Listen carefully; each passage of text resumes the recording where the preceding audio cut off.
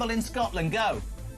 Up here in Banff in the northeast of Scotland, we can get a fillet and a half of haddock with our regular chips for £8 and 10 pence, and it's by far and away one of the best chippies I've ever had. Kenneth in Surrey, fish and chips, go.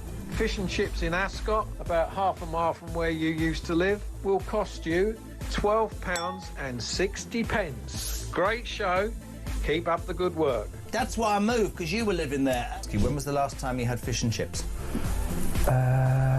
Couple of weeks How ago. much? Where'd you get it from? I think it was about 40 quid. It was in the Ivy. Honestly, you really are. For any of you who think he's a man of the people, I nearly said you're a...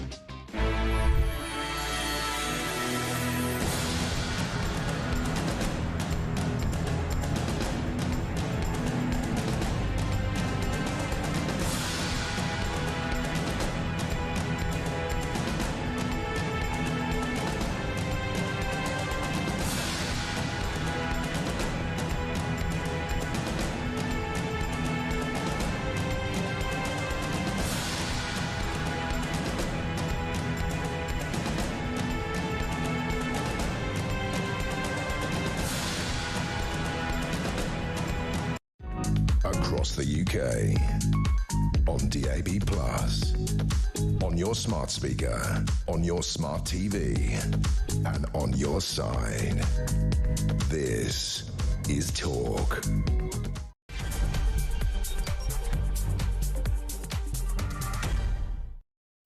Hello, good morning. Welcome to the show. I thought that said then Alex Phillips, Hawk Nation, after speaking to Mike Graham. I was like, that'd be a kind of nice little change to the title of my show. I'm going to be with you until 1 o'clock today. I hope you're having a lovely Friday morning. It's sunny! Spring has sprung, the grass has riz. I wonder where those birds of prey is. Certainly, if you live in that village near Luton, that might be what you were thinking, but apparently the beast has now been detained.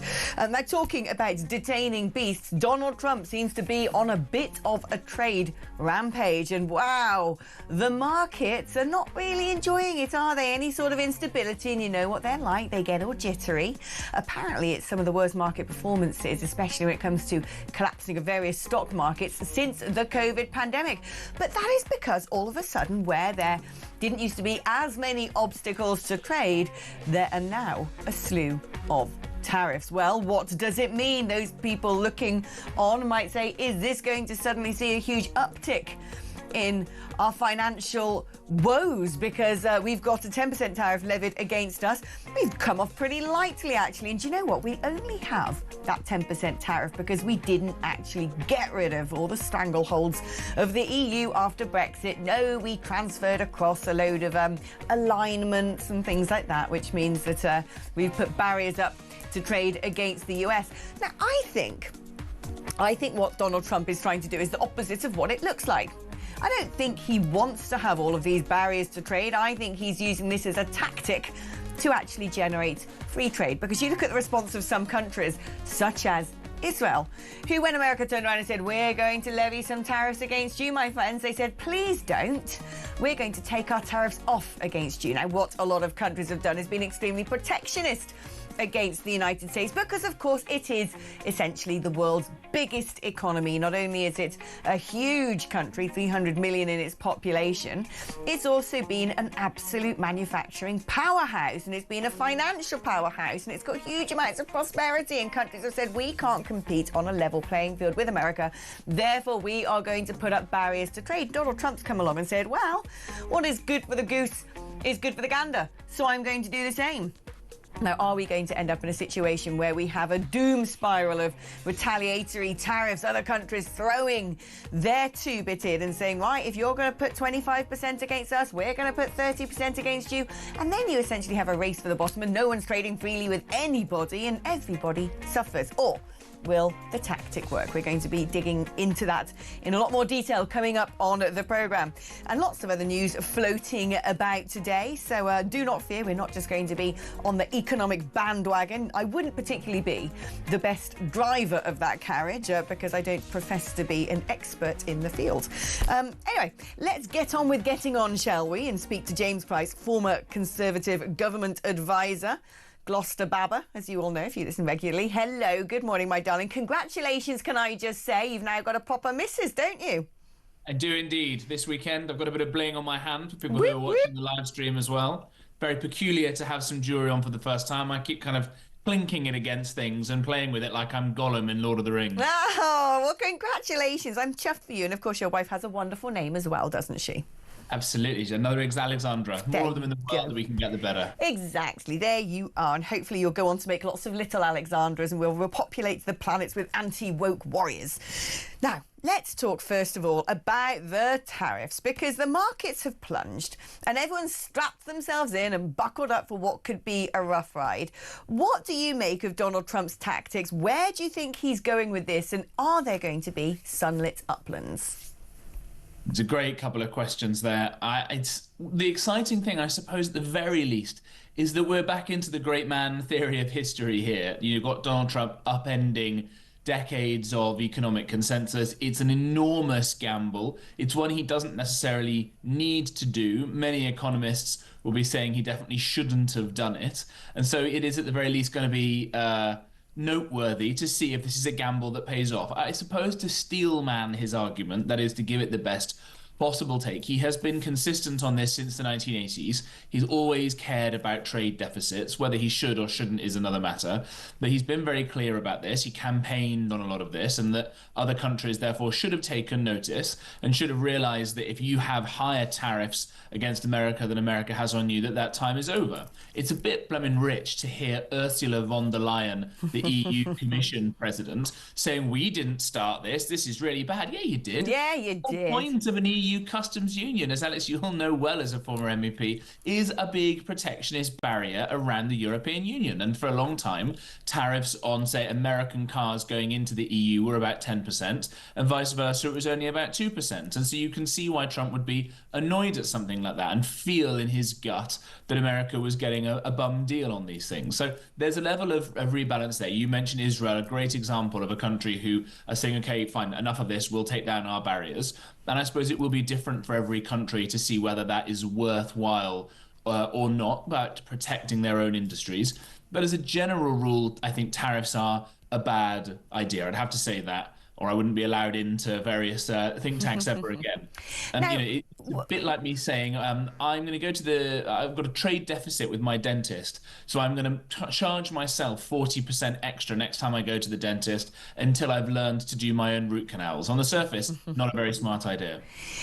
What is going to be the UK approach to this? Because what I keep hearing is the mood music is cool heads, pragmatic approach. We're going to go for a minimalist trade deal. But at the same time, they're also apparently drawing up a list of places they could add reciprocal tariffs. And on that list, I noticed, were golf courses, which would strike right to the heart of Trump's personal empire. I mean, frankly speaking, we wouldn't necessarily be facing these tariffs if we hadn't dragged into the post-Brexit era a load of EU alignment. Yeah, that's right. I mean, first of all, it's great that we're outside the European Union for all sorts of reasons, but this is a massive one so far. It aligns Trump's obvious deep love for the United Kingdom. His mother was British. He talks very fondly about the royal family and the kind of cultural compatibility he feels with lots of this country. And we should make even more of that as we try and get to a proper trade deal. There was one on the table for a long time, and all this carping a bit about, chlorinated chicken, all the rest of it. Oh, chlorinated chicken. If you don't like it, don't buy it. You better stop buying bags of salad in supermarkets because they're all washed in chlorine too. This is what is so crazy. The chlorinated chicken thing, which is such a mental thing to be sort of bandied about. And there's all these screaming leftist Europhiles who just keep repeating chlorinated chicken, because they've heard it somewhere. And if you say, so what is wrong with that then? That's what the Americans do to make sure that there's no sort of salmonella on their chicken. That's just their approach, like we do with our salads. And actually, it's less chlorine than we put in the water supply. So what is wrong with this? They'll just go like, and then, it's because the way they raise their chickens is dirty. And I'm like, Have you seen some of the practices that happen in Central Europe and Eastern Europe? It does seem to me to be some sort of ridiculous trope that's been bandied about. And frankly speaking, like you said, if foods are labelled, you get consumer choice. Yeah, that's exactly right. There's just a level of kind of snobbish anti-American sentiment to some of this stuff, right? We're all obsessed with America. I just married one, so I'm guilty of this too. But, everyone's obsessed with it, and they like to kind of look down their noses and think that, oh, the Continentals are so much more sophisticated and all this kind of complete nonsense. The fact that, as we just said, the EU has had huge tariffs on for a long time, and we've still got lots of those, as you say, on the statute. We still have tariffs against Morocco, despite the fact that for their tomatoes, despite the fact that we grow tomatoes at a completely different time of year to them. So food is more expensive than it needs to be in order to protect Spanish farmers, and when we're no longer in any kind of customs union. All that stuff can be it can be taken away very soon, alongside hopefully getting a free trade deal with the United States. Wouldn't that be good? And, don't listen to the naysayers who say they're going to come after our NHS. That is ridiculous. If we can import American drugs and American medical technology without tariffs, wouldn't that be a brilliant thing? And equally, stop banging on about chlorinated chicken in Brussels. You created a donkey meat scandal, for crying out loud. I mean, remember that? When people going into their Findus crispy pancakes or whatever, I don't know if it was, sorry, Findus, but, people going to get their ready meals and they found out that, Betsy, the former mayor that a little girl was riding, was part of that makeup. Absolutely grotesque. Now, talking about something else that's been absolutely grotesque is 5 years of Starmer as the Labour Party leader. What do you think have been his highlights? I mean, he has, I suppose, if we wanted to sing him a little bit of praise, brought stability to that entity in the post-Corbyn era, had the night of the long knives, flushed out all of the momentum lot, and did create an election-winning machine, helped a little bit, or perhaps a lot, by his opponents being utterly useless and despised. But I suppose we can praise him for sort of dragging the Labour Party back into a sort of, electoral territory that more people might find palatable. Yeah, that's the one silver lining perhaps you could possibly give him on this. And I will give him credit for that. I think people forget just how awful the Labour Party was before Starmer came along. It's faint praise, but it's praise nonetheless, to suggest that it is no longer an explicitly racist party that it was under Jeremy Corbyn. Jewish friends of mine considering where to go to leave the country to flee if Corbyn came into power. Jeremy Corbyn was just genuinely out and out anti-Semitic, and I think the Labour Party was found to be institutionally anti-Semitic. And, for a bunch of lefties whose biggest crime in the world would be if somebody were to call them racist, to be so openly racist against Jewish people, it beggars belief, and it feels a long way away from that. So, okay, Starmer gets points for bringing Labour out of being the most explicitly racist party in Western Europe. Okay, great job. Other than that, what have they got to praise themselves for? The best person they've got in terms of understanding the private sector fibbed about her career, and yet is still the only person with any private sector experience. This is Rachel Reeves, the Chancellor, whose budget has been so disastrous. It's been worse, I think, over the long term for gilt markets than Liz Truss's was. We are seeing absolutely anemic growth, none at all, debt spiralling. We've seen smash the gangs policy. Well, all we've done is smash records on the gangs. We've seen David Lammy as Foreign Secretary. I don't even know how to start with that. Don't. Bridget Phillipson, the Education Secretary. She's the one to watch, the quiet one, doing the most destructive policies imaginable, sacrificing your children and grandchildren's future on the altar of her own personal political ambition. And that's before we even start talking about Ed Miliband. Oh, gosh, I'd rather not talk about him. I haven't got the stomach for it this morning. But what we have done here in Talk Towers is make a jolly little montage for you to enjoy. Shall we have a little look? This is Starmer's best gaffes. I call again for an immediate ceasefire in Gaza, the return of the sausages. I would like to send my warmest congratulations to President Trump. Of course, I wouldn't want Donald Trump round for dinner. The relationship between our two nations has been one of collaboration. I'm anti-Trump, cooperation. But don't underestimate the danger to the world if Trump is re-elected, and enduring partnership. Never happened before. This is unprecedented. And I think that just symbolises the strength of the relationship between us. I'm delighted that the inspiring Nobel Peace Nobel Prize winner True democracy is citizen-led. We demand a people's house! This project has always been about fixing the foundations of our country. It must be really incredible to be part of building, I mean, actually here, not just building. Smash the gangs, to smash the people smuggling gangs. Could you please join me when I say 5? Landlord. That man is not allowed in my pub. 4. That's assault. 3. That man is not allowed in my pub. 2. Get out of my pub. Go on. 1. Get out of my pub. Yay! It worked. Way! It worked. I can see the voice coach did a really good job on him just on Christmas Eve, didn't she? Where to begin? I mean, I forgot they released the sausages one. Where on earth did that come from?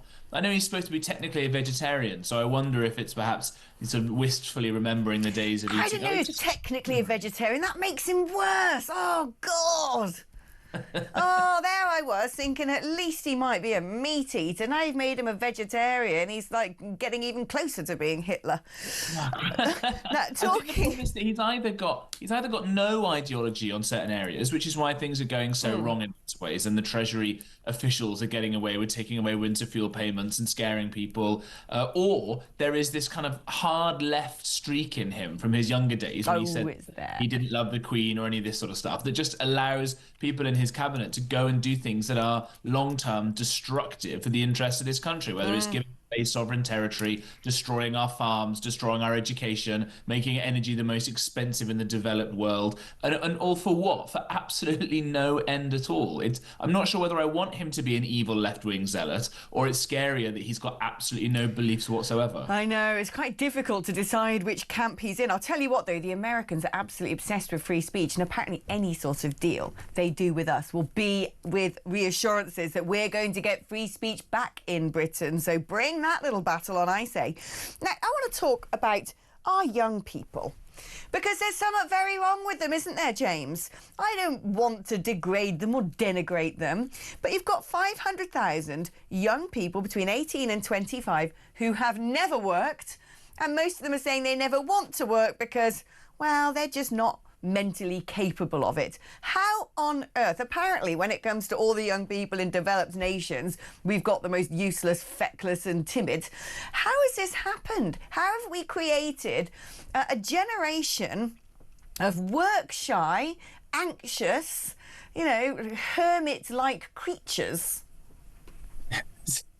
You paint such a picture there. It's really upsetting, isn't it? I think COVID or specifically the government's response, copying the Communist Party of China's response to lock everybody down, to tell people that school wasn't actually that important after all, even though if young people got the virus, there was almost no actually negative impact on them, and telling them right now that it's fine, you don't have to go to school, don't worry about it, and you actually don't need to work because the government has all the money it needs out of somewhere to be able to pay people to stay at home. Of course, now we're paying back all of those loans and we're completely bankrupt as a nation as a result of it. I think that's a lot of the mood music around this. Yeah, a lot of people did. A lot of countries did the sort of Chinese Communist Party's approach to COVID. There's got to be something else about what's happened in Britain specifically, which has created this situation. I think actually no. I think there are similar trends are happening in a few other places like America as well, where you get this phrase, people going goblin mode. I've heard my nieces and nephews talk about, which is again this idea, as you say, of being all hermit-like and not bothering to make yourself up all pretty or put some nice clothes on and just kind of rotting away in bed playing on your phone. I think the phones are a big part of it, especially something like TikTok. Again, goes back to the Chinese Communist Party. If you've got TikTok, get off. The Chinese are spying on you. And the way that it could just rot your brain and destroy your attention span. And then I think a lot of it is the overly generous nature of our welfare system. The fact that something like 25% of people in this country are now technically classed as being disabled. I think that makes the idea of disabled completely meaningless. And I think that it makes it more difficult for taxpayers to support those who are in genuine need. Someone like my uncle, who suffered from multiple sclerosis, couldn't move any of his limbs. Obviously, no one is suggesting that he deserves anything other than compassion and support and help. But someone going, oh, I feel a bit sad, I'm not going to bother to go into work or any of this kind of stuff, those people need to realise that the best social welfare programme in the world was getting a job, as Ronald Reagan said. De-goblinification, because goblinification is not some sort of protected trait or some sort of long list of conditions that you can get welfare from. Get into the workplace, have a gossip at the water cooler, socialise and then go for a pint afterwards. That is the recipe for success. James Price, always wonderful catching up with you, my baba. Sorry as well to learn about your uncle with MS. I lost my own uncle to that cruel, awful disease. So my greatest sympathy to you on that. OK, right, ladies and gentlemen, we're going to take a short break now, but I want to know your thoughts after the break. What do you make of the whole tariff trade wars? Is Donald Trump playing a blind, or has he absolutely gone tonto? What does this mean for us? Should we be smashing the US with reciprocal tariffs, or should we be driving ambitiously towards a free trade agreements with what is technically our biggest trading partner? Also, goblinification. Have you got youngsters who are in goblin mode? Do you have them in your neighbourhood, lying under their fetid, dank duvets, rotting away instead of contributing to society? What is the cure? And 5 years of Starmer as Labour leader. I want to hear your thoughts on that as well. The number to call, 0344 499 1000. It is charged at your standard network rate, which means it's the same as it costs to phone that goblin child in the upstairs bedroom and tell them to get out of bed, put a load of washing on and go out because it's a sunny day. You can also use that number to send me a WhatsApp, or indeed leave me a voice note on them there WhatsApp. You can instead send me a text message, 87222, the digits you need to put into your phone if you wish to use SMS. You also have to write the word talk before you send your text message. That way it pings the unique mast that is atop of Talk Towers and brings it directly down through a magical pipeline into the studio. You can catch us on X at talkTV. I'm taking a little break now for some adverts to pay my wages, but I'm back after this.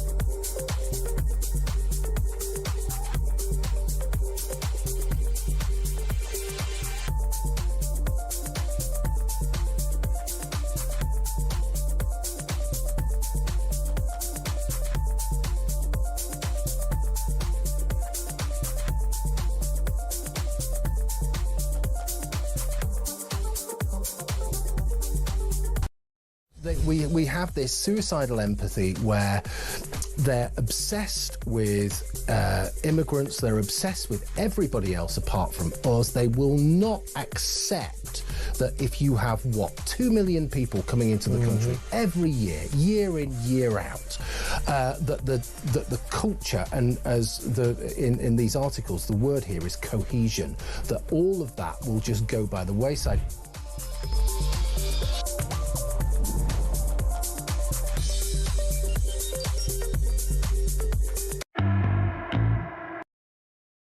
Across the UK, on DAB+, on your smart speaker, on your smart TV, and on your side.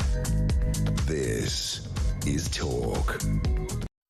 Hello there, my darling hearts. Welcome back to the show. Alex Phillips reporting for active duty in the war on Woke with you until 1 o'clock today. Let's rattle through some of your message. Hi, Alex, says Paul from Dorset. After 5 days of sunshine, I am surprised that the eco-zealots have not complained about the end of the world. Very true. Global warming, it must be climate change. It's been a long winter though, hasn't it? I mean, it's April now. I have known snow in April before. It has happened, but I'm kind of looking forward to being able to put a T-shirt on. You know, it's not really proper spring or summer until you can abandon the overcoat, and we're not quite there yet, are we? Good morning, Alex. Nice to see you on Friday. Well, thank you. Again, a quick question. Why hasn't Trump put any tariffs on Russia? Well, I don't know is the answer. I'm not exactly in Trump's head. Whether this might be part of ongoing negotiations over trying to bring peace to the world, whether it's because they don't put tariffs against the US. I mean, I actually don't know the answer to that, but let's see if we can find out by the end of the show. And someone else asks, why does the UK have a 10% tariff on USA oranges? Well, it's not like we've got to protect our own oranges. We don't grow them here. I should know. I've got an orange tree outside my front door that never bears any fruit. Every now and then has a nice little bit of blossom. But I'm guessing that is probably part of the EU overhang, because, of course, there are parts of the EU that is able to grow oranges, so one assumes that those tariffs against American oranges may be something to do with that. And John in Norwich says the Trump tariffs form one part of a three-pronged approach aimed at rejuvenating the American economy. Keir Starmer would be wise to adopt a similar strategy here to rescue the UK from economic and social disaster. Of course, he won't, though. Donald Trump's economic plan, as articulated during his campaigns and implemented in his administrations, integrates tariffs, tax cuts and a push for energy independence as interconnected strategies aimed at boosting American prosperity. And the overarching goal is to revitalise the US economy by prioritising domestic production, reducing reliance on foreign goods and energy, and increasing government revenue while lowering taxes for individuals and businesses. Thank you for that analysis, John in Norwich. It sounds like a decent enough plan to me. I mean, really, basically, we asked for this in Brexit, didn't we? We want to trade on our own terms and put Britain first and cut our taxes and not have all of these decisions taken by a supranational, ineffective, once simple trading bloc in Brussels that has become a behemoth of bureaucracy. But alas, we did not get what we wished for. Let's have a little voice note now and hear James on Trump's tariffs. I believe that America could survive on their own without any other country, sustain their own country. They could make their own products. Really, they don't really need anything from any other country. So I'll say good luck to Trump. Good luck to him. Yeah, just tell everybody you don't want their stuff, not interested in their stuff, not interested in trading. We don't care about you. Go away. We can survive on our own. I was trying to make out what was going on in the back of the audio there. First of all, I thought he was in a chicken shed. Then I thought it was horse hooves. And then I thought it was kids banging cups. Not really sure where that was coming from, James, but thank you ever so much. By the way, we have a response to the question about Russia, which is they already have economic sanctions against Russia. So not really sure what tariffs would do when it comes to already basically just preventing trade altogether. Let's speak now to David, who is in Aberdeenshire. Good morning, David. Morning, Alex. Great show, thank you. Just a slightly different perspective on this employment and why we can't get the young ones to get back to work. I'm maybe in a slightly different part of the world up here in the northeast corner, where there's the biggest fish port in Europe at Peterhead, and along the coast there's fish processors probably every 10, 15 miles. Anyway, my daughter, she had the chance of doing X, Y, and Z and becoming something of herself. But she got enticed with a boyfriend to go and work in a fish factory where the superstar wages at the time was about £16 an hour. This was about when she was just turning 17. Anyway, she worked there, she got trained, she became a fillet there, she did this, she did that, etc. And, the money was coming in, she couldn't spend it quick enough, etc. got to within 1 week of the 3-month period, bang, you're paid off. That was it, gone, before they had to give her a contract and holiday pay and all that stuff. Anyway, she got a job along at the Nest Fish Factory. They took her on straight away and straight onto the line. She fitted in great. She said she was the only local lass there. They were all foreign lasses. Anyway, she carried on. She found a flat in the town that she was working in. She went into the office. She said to them, she says, look, I found a flat, but I'm not going to take it on if you're just going to pay me off at the end of 3 months. They says, Becky, no, you fit in fantastic. We're pleased with you. You're the best local lass we've had. No, your job's secure. 2 days later, they took her into the office. They paid her off. She'd now taken on the flat. I'm the guarantor for it because she's under 18. And she's home, howling and bawling and everything else, trying to fix a plan for it, etc., etc. And they phoned her up 2 days later and says, look, we'll take you back and give you a job, but it's night shift, but it would tidy you over because you were so upset. And she said, oh, that's fantastic, I'll do anything. No bother, we'll have you power washing and cleaning up at night, but you'll get £3.50 an hour. Oh, £3.50 an hour? Is that even legal? I don't care what they say about the legal minimum wage and everything else. They are still at it, right? Anyway, knowing this was wrong because I'm self-employed myself, I away and phoned my lawyers and I says, this is ridiculous. This has got to stop. So anyway, paid her off. She goes to another fish factory and she gets a job there. Anyway, on the way out the door, she bashes her hand and she's got a bruise like a small golf ball on the back of her hand where she smacked it accidentally. Happened to be that the boss was walking into the works a couple of days later and he's seen the bruise in her hand. He says, what happened there? She says, I bashed it on the door. Well, he went into the office and he says, that's a legal thing, just pending, get rid of her. No. So do you think the approach, I've got to ask you this before we go to break, because we know that Labour want to introduce a whole new raft of workers' rights measures. So perhaps you might say, oh, that might protect your daughter. Or do you think that is what is behind employment issues? Because companies don't want to take on young Brits because they're worried about how much they're going to have to pay them, whether these people can take sick leave from day one, whether or not they're going to have to cover holiday pay. And actually, for certain companies whose bottom line is quite delicate, they go, we can't afford that risk. Where do you stand on that, David? Well, I do think there needs to be some sort of enforcement, because it doesn't matter how much laws that they produce within the N25. Out there in the real world, I'm sorry, do it, right? They will do what they want. And oh, David, darling, we're losing you. Your phone line is a little bit too, well, it's been goblinificated, hasn't it? It's gone into goblin mode, so we can't really understand what David is saying there. But what a fascinating story, listening to his daughter working in fish processing plants and being booted out before the 3-month period is up so they don't have to give her a contract. Some might say that is, well, rather cynical. Others might say, hey, this is what happens when companies have got too much of a legislative burden on them. We're going to take a short break now, but when I come back, I'm delighted to say I'm going to be joined by a former UK trade negotiator and a Brexiteer to explain to us the whole Trump tariff situation. Back after this.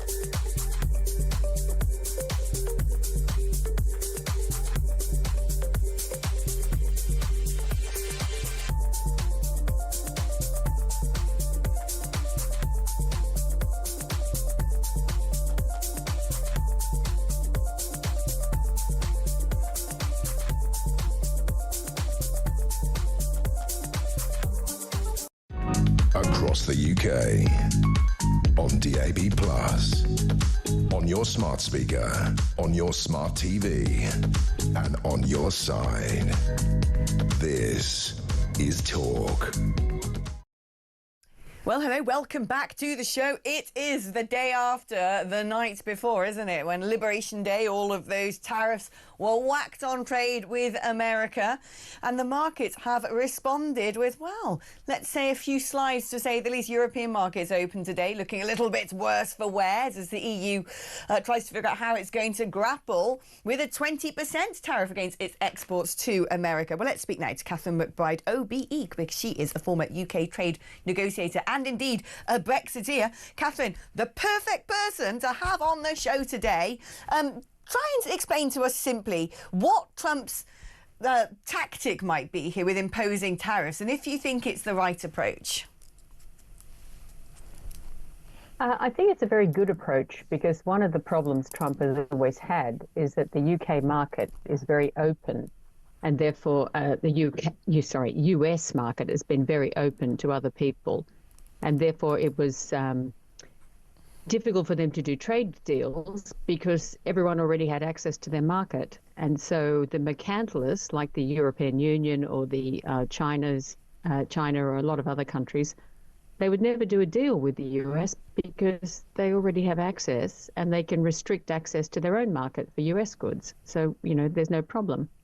So Trump has basically just given himself a whole lot of bargaining chips. So he will now be able to negotiate. The tariffs don't actually start. The general 10% tariff that's going to happen on the UK won't start until the 9th of April, which gives a week maybe for us to try and negotiate them down. But yeah, it's from the US point of view, it's a very smart move. And from the countries who got very high tariffs, they will do exactly what companies did in the 1960s when President Johnson put tariffs of about 28% on trucks. All of the truck companies in Europe, and this was in retaliation to Europe's chicken tariffs, would you believe it? It's been going on for a long time. So all of the truck manufacturers just moved their manufacturing plants to the US. And that is basically what Trump wants to happen again. He wants to get manufacturing back into the US, and that's a good thing. What should be the response to this? Is the sort of end goal to essentially have free trade then? So we're not putting tariffs against America, other countries aren't putting tariffs against America, so everyone can trade freely rather than create a sort of zero-sum game of applying tariffs all over the board? I think for the countries that got 10%, that generally means that their non-tariff barriers are not too bad. And yes, the US wants to negotiate a trade deal with you. If you got 10%, you're on the list. You're on the good list. Right. If you got higher than 10%, you're on the naughty list, and you'll need to really drop your trade barriers. And that's a problem for the UK, because right now we're on the good list because we have moved away from a lot of the EU's trade barriers. A lot of their trade barriers happened after we left. It's quite extraordinary when you look at the USTR's published a list of everyone's trade barriers. And if you go through that, the number, they give a date of when the EU started these things. And it's quite shocking how much has come in since we left. So everything Mario Draghi said about the EU in his report would appear to be very true. At least US companies will now understand why the UK left the EU. But our government is looking to get closer to Europe. Right. Yeah. They want us to get closer to the EU in our agricultural standards, and that would be a disaster if we're trying to do a trade deal with the US. So that's the thing, we'll be shackling ourselves to a declinist protectionist bloc that has no intention. It always sees, I think the EU feels like it's set itself up to defend itself against the might of America. And one of the tropes that constantly comes out of Brussels whenever anyone talks about, particularly in the agricultural sector, and I'm glad you've brought that up, is chlorinated blimmin' chicken. I am fed up of hearing about chlorinated chicken, like a sort of constant wailing siren. How bad is chlorinated chicken, Catherine? Yeah, it is completely ridiculous. A, because the US doesn't actually use that method now. They use paracetic acid, which is about the same as vinegar. It's a very light acid. Or they use ultraviolet light, which also kills bacteria. And the EU and the UK we wash our salad leaves in chlorinated water, and our tap water has chlorine in it. The EU allows a very high limit of chlorine in tap water, which is way beyond the UK one, but we could increase our chlorine by about 5 times and still be in the EU limit. So assuming some parts of the EU have very bad water that seriously needs a lot of chlorine. You kind of think to yourself, what is so revolting and horrible about putting something on food to get rid of bacteria? Surely that's a good thing. Well, yes, when you look at the NHS statistics, we have a huge number. Our biggest source of food poisoning is chicken. Campylobacter, there's over 200,000 cases every year. So if the US did export chicken to the UK, which they probably won't do because we produce very cheap chicken here, but if they did, to meet our standards, we might have to insist that they roll it in the dirt or something. Who would do that? Who would do that? Why would you want to have chicken with Campylobacter on it? Well, I'd like my KFC with a side serving of salmonella, please. I mean, just make that make sense. Yeah. Now, let's talk about the approach that the UK might take, because on one hand, it seems like they're saying, well, we could potentially do a quickie trade deal. But like you said, you know, the Labour Party's instincts is to cosy up to Europe instead and, as you know, sort of scream blue murder about the NHS and chlorinated chicken. But I've also heard that they're potentially drawing up a list of reciprocal tariffs, including things like toilet seats and golf courses. Certainly the latter aren't going to impress the Donald, are they? Well, the stupid thing is we don't buy any of that from the US. You know, they could put sort of 100% tariffs on goods. They're probably going through the list of 10,000 tariff lines. In fact, there's probably more if you get really esoteric about it. And picking things that the US doesn't make and we don't buy. You know, and then they can say, oh, we've retaliated to people who've never looked at a trade list. I mean, it is really stupid. We already have tariffs on the things the US could sell us that are so high we don't buy them from the US. It seems to me as well, one thing that Trump is doing is he's trying to use tariffs not just as a device through which to enable America to prosper and bring more business onshore to America, but also as a way of keeping countries he likes in check. Because I've noticed that he has said, and it's been very clear, I do a lot of American media, and every time I'm sort of called in to talk about this, what I'm hearing from the American sides and the right-wing American commentariat is one thing that Trump is very keen on is to make sure if he's going to do a trade deal with the UK, we've got to guarantee that we have free speech here. And I'm hearing it again and again. I heard the former head of the CIA, who I was doing an interview with the other day, talk about sanctioning France because of what's happened to Le Pen. Trump is also using tariffs in a political sense, isn't he? How normal is that when it comes to global trade? It's extremely political. You will notice that because this isn't the first time Trump's put on tariffs. He put on tariffs in his first term, and then Biden didn't take them off. Biden kept all those tariffs, and he doubled them on China. And the media didn't even notice. You know, a Biden tariff is apparently not ruinous to the world economy and won't cause inflation because it's Biden, you know, whereas Trump, Trump, we're all going to die. But when they put them on before, there was no inflation because they hadn't increased the money supply. Inflation is caused by the money supply. But it was very particular about China. So China moved a lot of its factories out of China and into Cambodia and Vietnam and other satellite countries. So this time around, you will see that not only China, but also all of those satellite countries now have very high tariffs. They've also put high tariffs on all of the countries that were part of China's Belt and Road initiative. So Sri Lanka, places where the port there is now owned by China, that's got very high tariffs. So if you look at it, it's hugely political. And I think the free speech thing is so interesting because apparently the EU, in their wisdom, are trying to fine X, Elon Musk's company X, £1 billion or something for some sort of infringement. And yet the EU uses X all the time to pump out its own garbage. Right. You know, if Elon Musk is clever, he should just turn it off. Oh, he should turn it off in Europe. I'm sure they have the capability to just go, okay, we're out of here. bad luck. The people in Europe would absolutely explode and probably, Yeah. He could do what his predecessor did, use it as a weapon against the right wing. I can't say what I think they'd do. Well, no, I can imagine what they might do, but let's not incite any insurrection today, Catherine. It's wonderful catching up with you, ladies and gentlemen. Catherine McBride, OBE, former UK trade negotiator. My favourite line from that whole interview as well. Clearly, if we want to make America accord their chicken to our standards, we should just roll it in the mud. You couldn't make it up, could you? Right, we're going to take a short break now, but when I come back, don't go anywhere. We're going to be talking about this ongoing feud taking over Harry's charity, the Prince, that is, Prince Harry, and the Centre Barley charity. That's rumbling on. We're going to be catching up with Angela Levin, who is the royal biographer, of course. That's after this.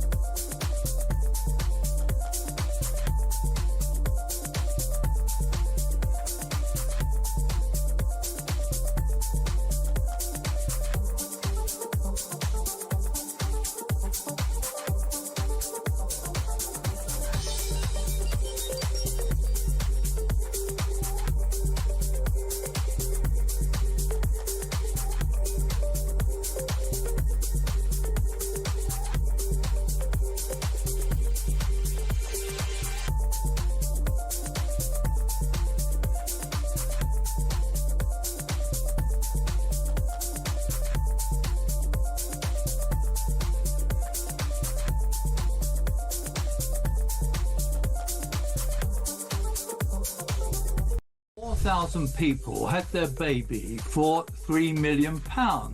Now, I suspect 4,000 mothers having their baby in the UK would have cost rather more than that, because that's less than £1,000 a birth. And I'd be very surprised if women went in, had a baby, stayed in 48 hours to recover, were discharged. I'd be very surprised if that cost the NHS a good deal more than £1,000 per baby.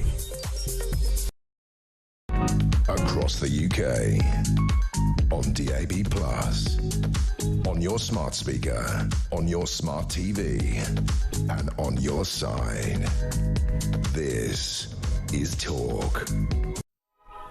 Well, hello there. Welcome back to the show. Now, what on earth is going on in Prince Harry's Centre Barley charity? This was, of course, co-founded by the Prince back in 2006 with Prince Siso of Lesotho to help young people in Southern Africa, especially those with HIV or AIDS.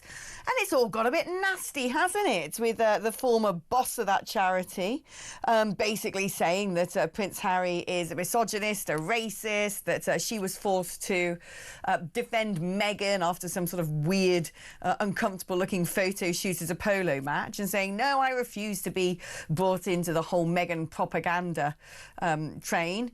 And the whole board have stepped down and blamed her for being poisonous and toxic. Either way, doesn't look very good for the kids who need the AIDS treatment. Let's speak now to Angela Levin, royal biographer. Angela, make this story make sense to me, because it's, you know, we've got Prince Harry saying there's blatant lies coming out of the former head of this charity, and she's meanwhile saying, Sophie Chandauka, she's the one saying that actually Harry's the one who's toxic. Who is to blame here? Well, it's difficult to say that because I haven't been on the spot. But I mean, we do know that Harry and Meghan, because she was involved in it since last April, don't always tell the truth.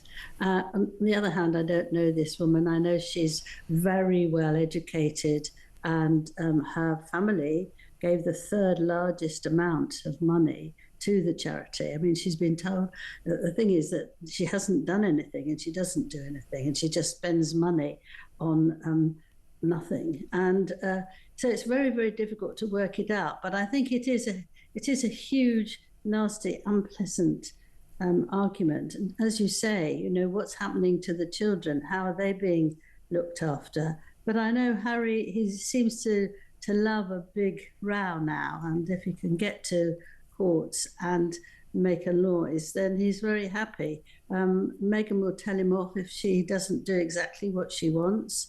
And otherwise, it's just sort of a nasty mess, isn't it? Yeah, I get the impression the Charity Commission is coming in. Yeah. So they will look at how money is being spent. And I'm very pleased about that. So both of the people say they are. But you just see that picture of Meghan, who had nothing to do with polo. She came late and she absolutely decided who stood where. Now, I don't know any woman who goes to sort of desperate to hold the winning trumpet thing, but she wouldn't let her go. And so it was very, very embarrassing for her to almost crawl underneath the thing that she's got and stand up. I mean, it's incredibly spiteful. Right, I mean, is this a case of, you know, this charity set up back in 2006, so almost 2 decades old, has rumbled along quite nicely, and essentially, as soon as Meghan gets involved, would it be fair to say that she has a sort of overbearing, overzealous sort of American PR self-propagandizing approach to things, and that this has put people's noses out of joint? Well, yes. I mean, she also feels that she's in charge of Harry. He's become more of a servant than actually somebody thinking about his own feelings. I mean, he hasn't been back to go to the charity for 6 years. So you can't actually do very much if you live in America for something in Africa. Also, when they left, and I think this is very significant, in 2000, 2020, the amount of money that was coming in absolutely dropped because people hated that and didn't like Harry leaving the royal family. So Meghan has been having I must get my own back activity ever since then. And you would think after 5 years she would actually be wanting to get on her own stuff. But she still is after doing nasty things to people who don't worship her, and that's it. And I would probably get something from the Sussex squad, which she doesn't stop doing, telling people to mind their own business and how awful they are. I mean, she does this to loads of people, and it's very difficult.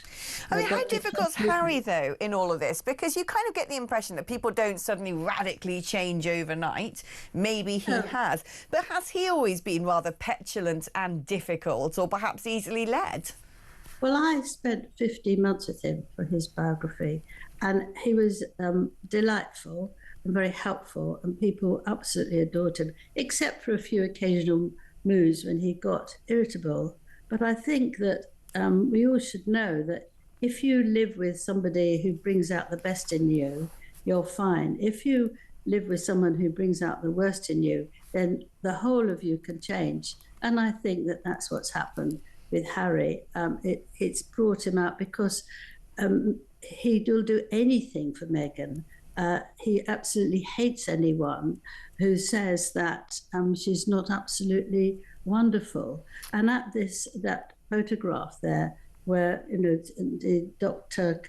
I can't remember, isn't it, Chanduka, when Dr. Chanduka had to crawl under, he then sent her a note that she has to apologise and say that actually Meghan's wonderful and you're not upset about her.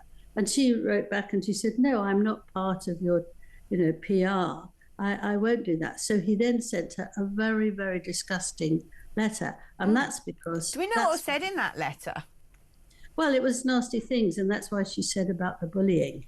That's what he was doing. We don't know very much, but she does say that she was bullied and he was racist towards her, which is ironic. And it just shows how desperate he is to do what he's told by Meghan. Right, so do you think there's a sort of likelihood that Meghan was the one who said, you send her a letter and tell her this, this and this, and she's this, that and the other? Is Meghan's hand behind all of this?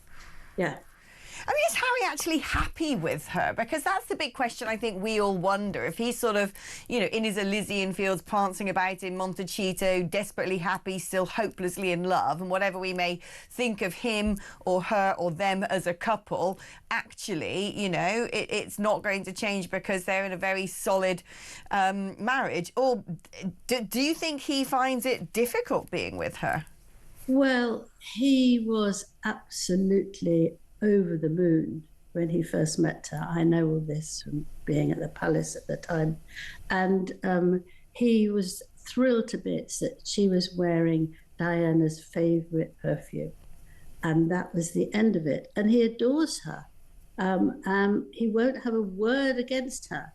And she's taken advantage of that. And she makes demands from him, which I don't think many women would make from their husbands. I just think that she is not a very nice person. And when you see them at the Invictus Games, she was kissing him and necking him and all over him, which was extremely unnecessary. You don't have to do that if you've been with somebody for 3-4 years. It's quite vulgar, really. But it took all the attention for her.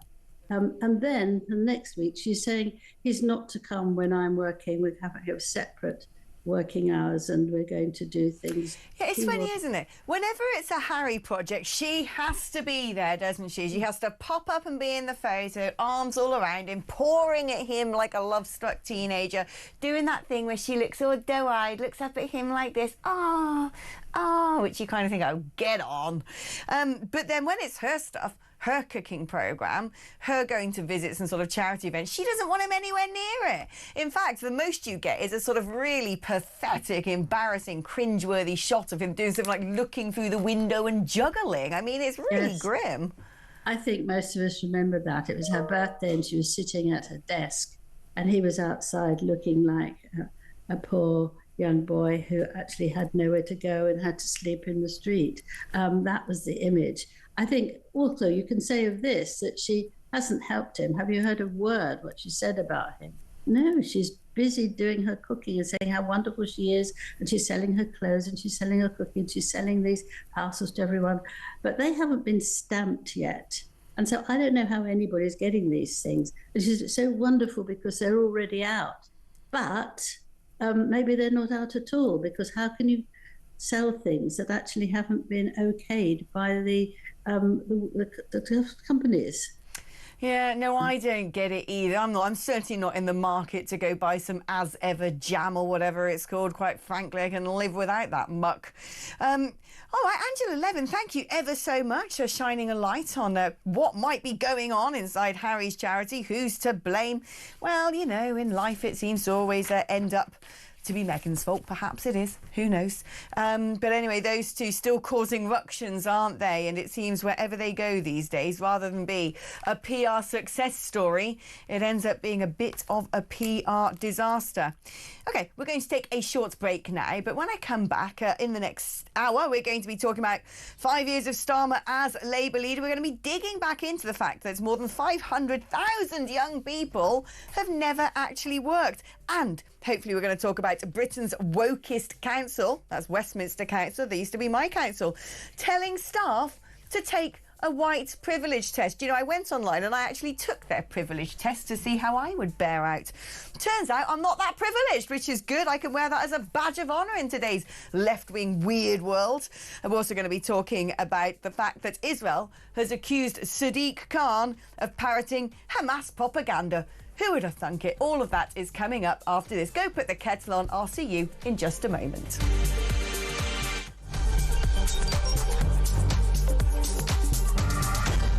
How much, ladies and gentlemen, are fish and chips where you come from? We'll go to Jason in Crewe. Jason from Crewe, fish, chips and peas, £7.50. It's the best chippy in England. Janice in Leeds, go. Regarding fish and chips in Leeds, it's between £9.50 and £12.75. Whitby, how much is fish and chips? 3 of us, fish, chips, peas, I think one of us curry sauce, 3 cans of pop, just short of 70 quid. £70? That's 23 quid a head, man. Even my maths does that. Very quickly, a voice note. Campbell in Scotland, go.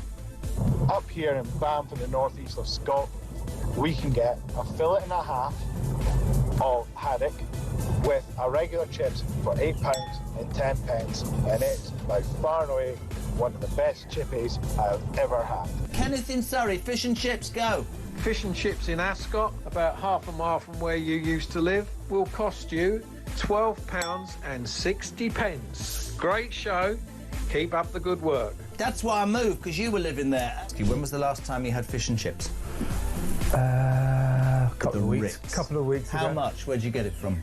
I think it was about 40 quid. It was in the Ivy. Honestly, you really are. For any of you who think he's a man of the people, I nearly said you're a...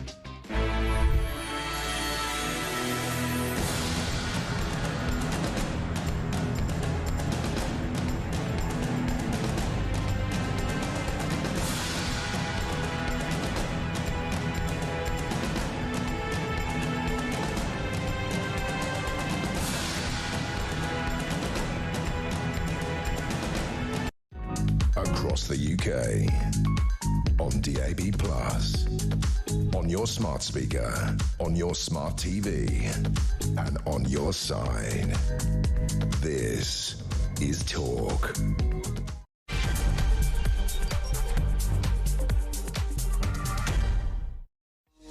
Hello there, welcome back to the show. Alex Phillips here with you, fighting the war on woke until 1 o'clock. That and other things, bringing you news and views and trying to chase away the blues on what is a delightfully sunny morning in most of Britain. I hope you are enjoying that.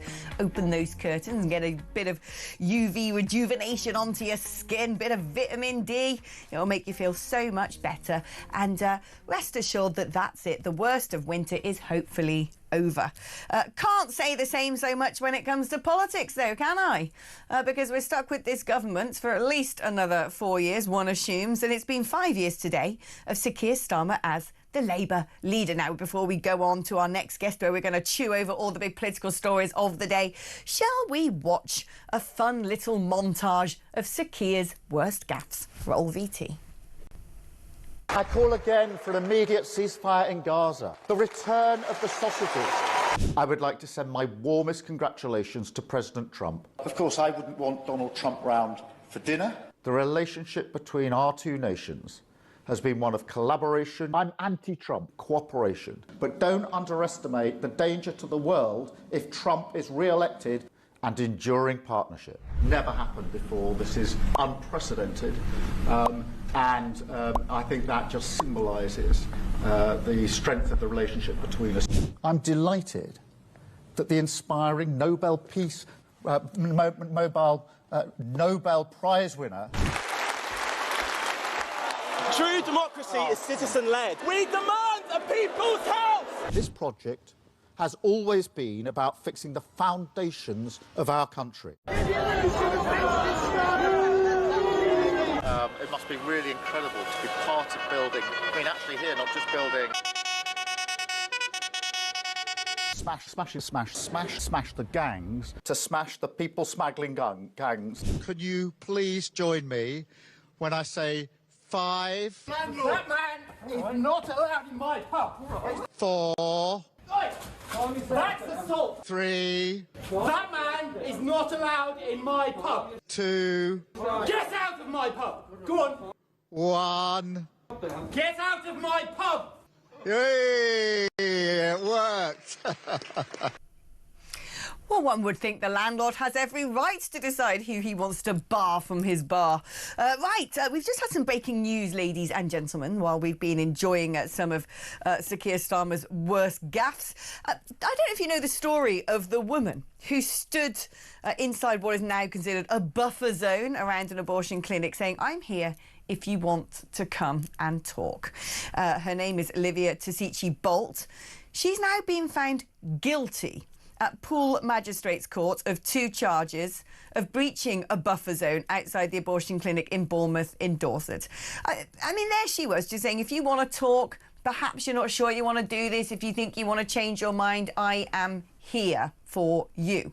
Well, she's been found guilty of breaching the buffer zone outside the abortion clinic. What is going on here? Do you know, our legislation in the UK is very different to that in most of continental Europe. For example, in certain countries, especially those countries with more of a Catholic impetus, where they do allow abortion, they have a cooling off period where you go and, you know, let's say a woman says she wants to have an abortion, and they'll say, OK, we're now going to make sure you talk to someone at length about this and decide if you want to actually do this. And it's a big decision, isn't it? It's a big decision if you decide you want to be a mother. It's a big decision if you decide you are going to snuff out potential life.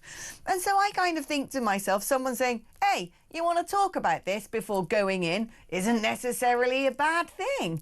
It is a circumstance which deserves gravitas, which deserves a bit of pause for thought.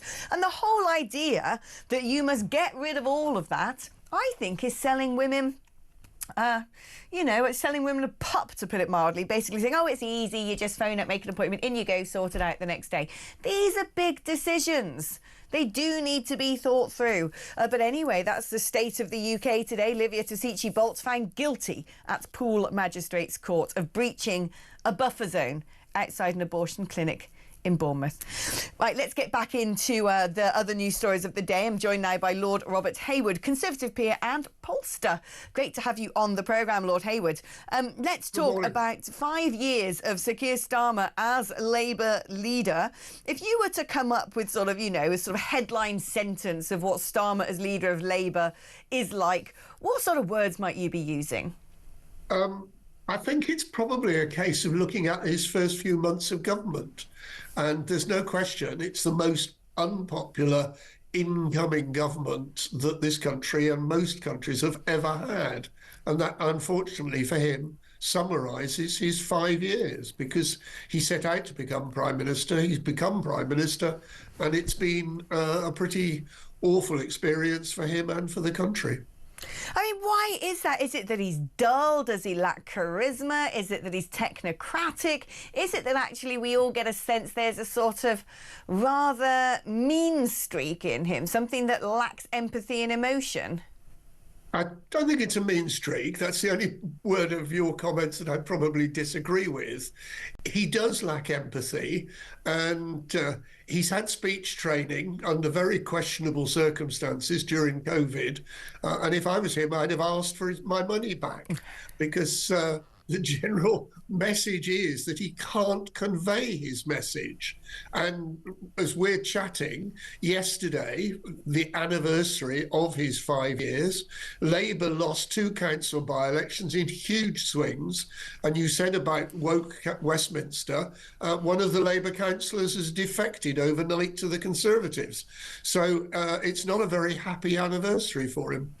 Let's talk actually about polling and the direction of travel at the moment, because you said Labour Party probably got some of the worst polling of any sort of fairly fresh government. They're not so fresh these days. But what are the polls looking like now? Because there does seem to now be a sustained 3-way split at the top, with the runners and riders, taking it in turns to be top dog, other than the Conservative Party, who I don't think have led in the polls for, well, goodness knows how long. You are a pollster. Where are the various parties standing in your opinion? Pretty neck and neck is the answer. The three parties, all vying to be leader of the pack. I think it's fair to say that actually all 3 parties have actually led in one opinion poll or another in the last 10 days. So it is very much a case of neck and neck. But one shouldn't forget the Liberal Democrats, who are a few points behind, but very, very successful at targeting their particular areas. And they did unbelievably well at the general election on that basis. But yeah, all three parties vying with each other.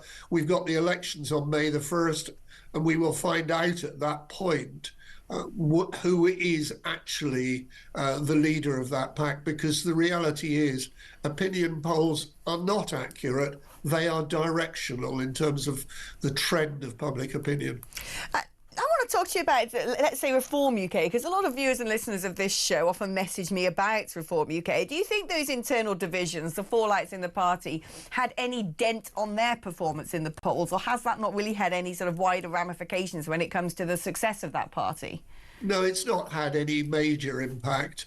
As far as the public are concerned, they sign up to Reform primarily because of Nigel Farage and the appeal that he has on a populist basis. A row involving him and somebody who, to be honest, most of the population have never heard of, actually doesn't impact unless it specifically is at Nigel Farage and goes on for a long period of time. But no, you're right, there's no evidence at the moment that it's had any marked effect. When it comes to airtime, does this help or hinder a party? Because I say that because I was listening to the BBC this morning. They're talking about one of their flagship political programmes, and as per usual, they had someone from the Conservative Party lined up to be on it, someone from the Labour Party lined up to be on it, and then some various characters. And certainly when it comes to the regulations of balance, it's always been calculated on the basis of how many seats in Parliament and last election results, which means that by and large smaller parties and entryist parties like Reform don't get the airtime. Does that, do you think, help them? Because actually there's less there for people to pick at and be upset about. That sort of lack of exposure actually is a protective barrier, or is it a hindrance? I think it's probably a protective barrier, because at the moment one of the big criticisms of Reform is that it's relatively policy light, and where they have come up with policies, I'm not convinced that they'd actually be attractive to large numbers of people, and therefore it's probably better to not be persistently on the likes of the programmes you were referring to just now. There's also the issue of, if you don't follow the route that you identified, i.e. the government and the major opposition party, trying to provide some form of balance in another way is very difficult. Having said that, and I was a Remainer, I'm very critical of the way the BBC and other television programmes persistently did not have people who supported Brexit on. They just seemed to go out of their way to have on a thing like Any Questions or Question Time, what I would regard as inappropriate, imbalanced panels. I know the inappropriate imbalanced panels are a thing that still blights, I think, particularly the BBC, who we all hold to a higher level, perhaps, because of the funding that it gets. Let's talk about young people, OK? A report out saying that 500,000 young people, 500,000 young people between 18 and 25 have never actually worked. I find this really shocking. Most of those not in education, employment or training are also not looking for a job, and an increasing number are saying sickness is the main reason. And one has to assume when it comes to sickness, when you're between 18 and 25, that isn't necessarily a bad back and arthritis and aches and pains and cancer treatment. It's likely to be things going on inside their skulls, isn't it? This is really alarming. What do you think is going on? I'm not a medic and I'm not a psychoanalyst, but there's no question in my mind. One has to put the figure in context, by the way. You're talking about 500,000 in a fairly narrow age group, and there are less than 1 million babies born each year in this country. So it's a pretty high proportion of the population that you're talking about. And it is extremely worrying, because not only how they're defining themselves or being defined as sick, but also, as was indicated earlier on in your comments, that actually it has implications for these people for the rest of their lives. They develop a lifestyle, a mentality, an approach. They don't have the finances behind them. So there's a real problem for society in general if people become habitually unemployed. Right, I mean, actually, I'm glad you talked about that, because looking at this report in front of me, it's sort of 31% have cited ill health as the primary reason.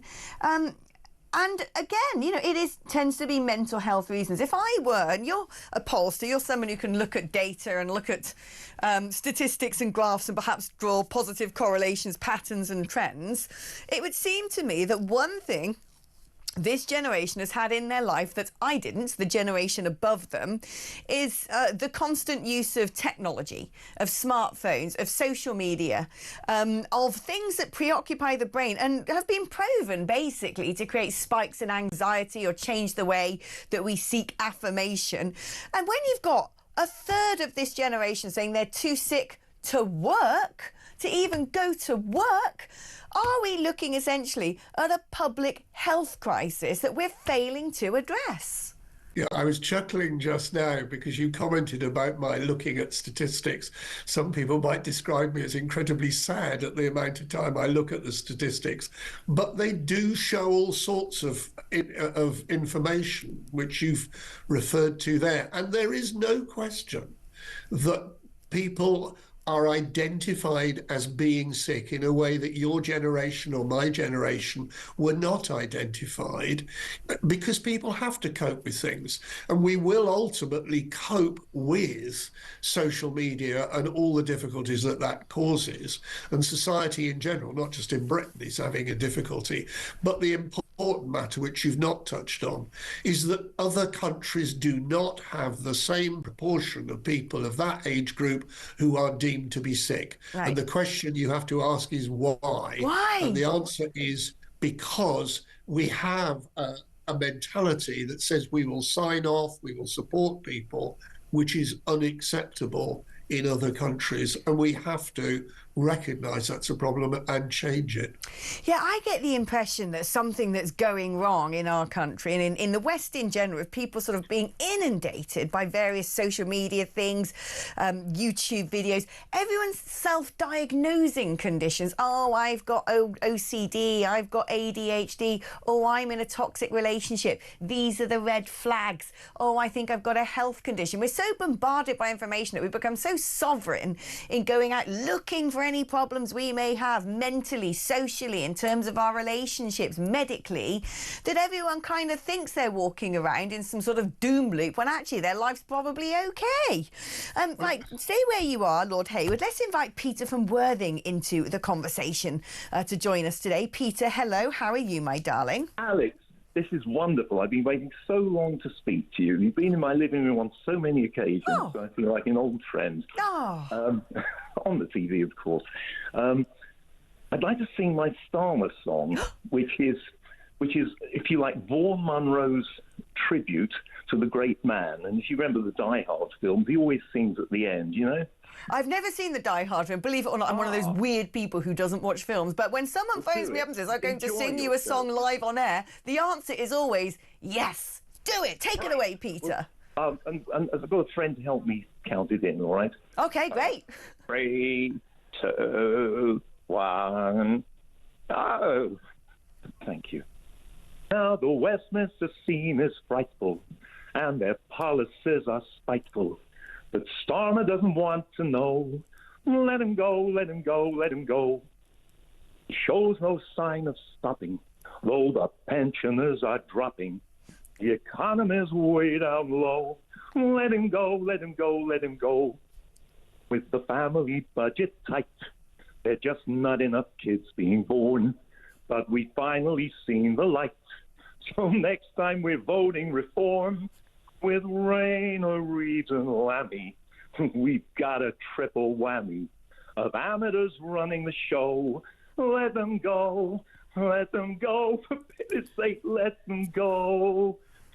Yippee-ki-yay, mugs and suckers. Amazing! I got my jazz hands out for that crescendo at the end. I thought you were going to hit that top note. Round of applause. That was amazing. Lord Hayward, do you think that's going to be the next Christmas #1? It did seem to have a festive feel to it, which doesn't quite match the season we're in now. Would you go out and buy that record? Probably not, but please don't ask me to sing. I'm wonderful at singing when I'm with 82,000 other people in Twickenham, but on a solo, no. Well, do you know, maybe you can take lessons from Peter in Worthing there. What a gorgeous, crisp voice. It took me back to the golden age of the crooners. Thank you ever so much for joining me, Lord Robert Hayward. And Peter in Worthing composing a song. I thought those lyrics were pretty good, apart from the let him go. I don't think he wants to go. I think we're going to have to drag him out of number 10 with his, white knuckles clawing onto the door. No, Keir, leave. We don't want you anymore. But Peter, see if you can get someone next time. Come back on next week and see if you can find people to play some instruments in the background. We can, even if it's pots and pans, we can all join in. Instead of communal catharsis, we can just become a choir of common sense. Peter in Worthing, thank you ever so much. I love it when unexpected weirdness comes into my life. We're going to take a short ad break now, but when I come back, rather expected, should I say, rather expected, is Sadiq Khan being accused of parroting Hamas propaganda by Israel. We're going to be talking about that after this.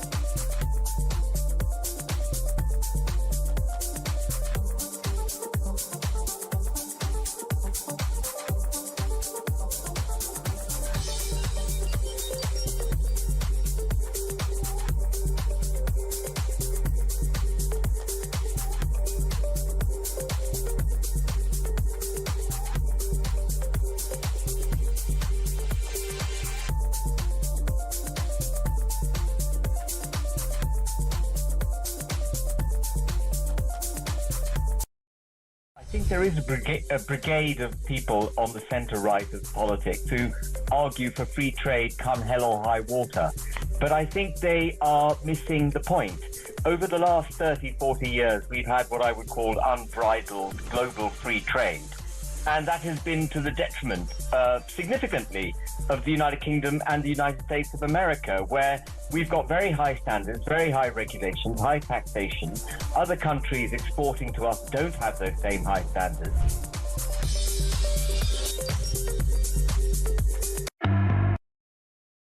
Across the UK, on DAB+, on your smart speaker, on your smart TV, and on your side.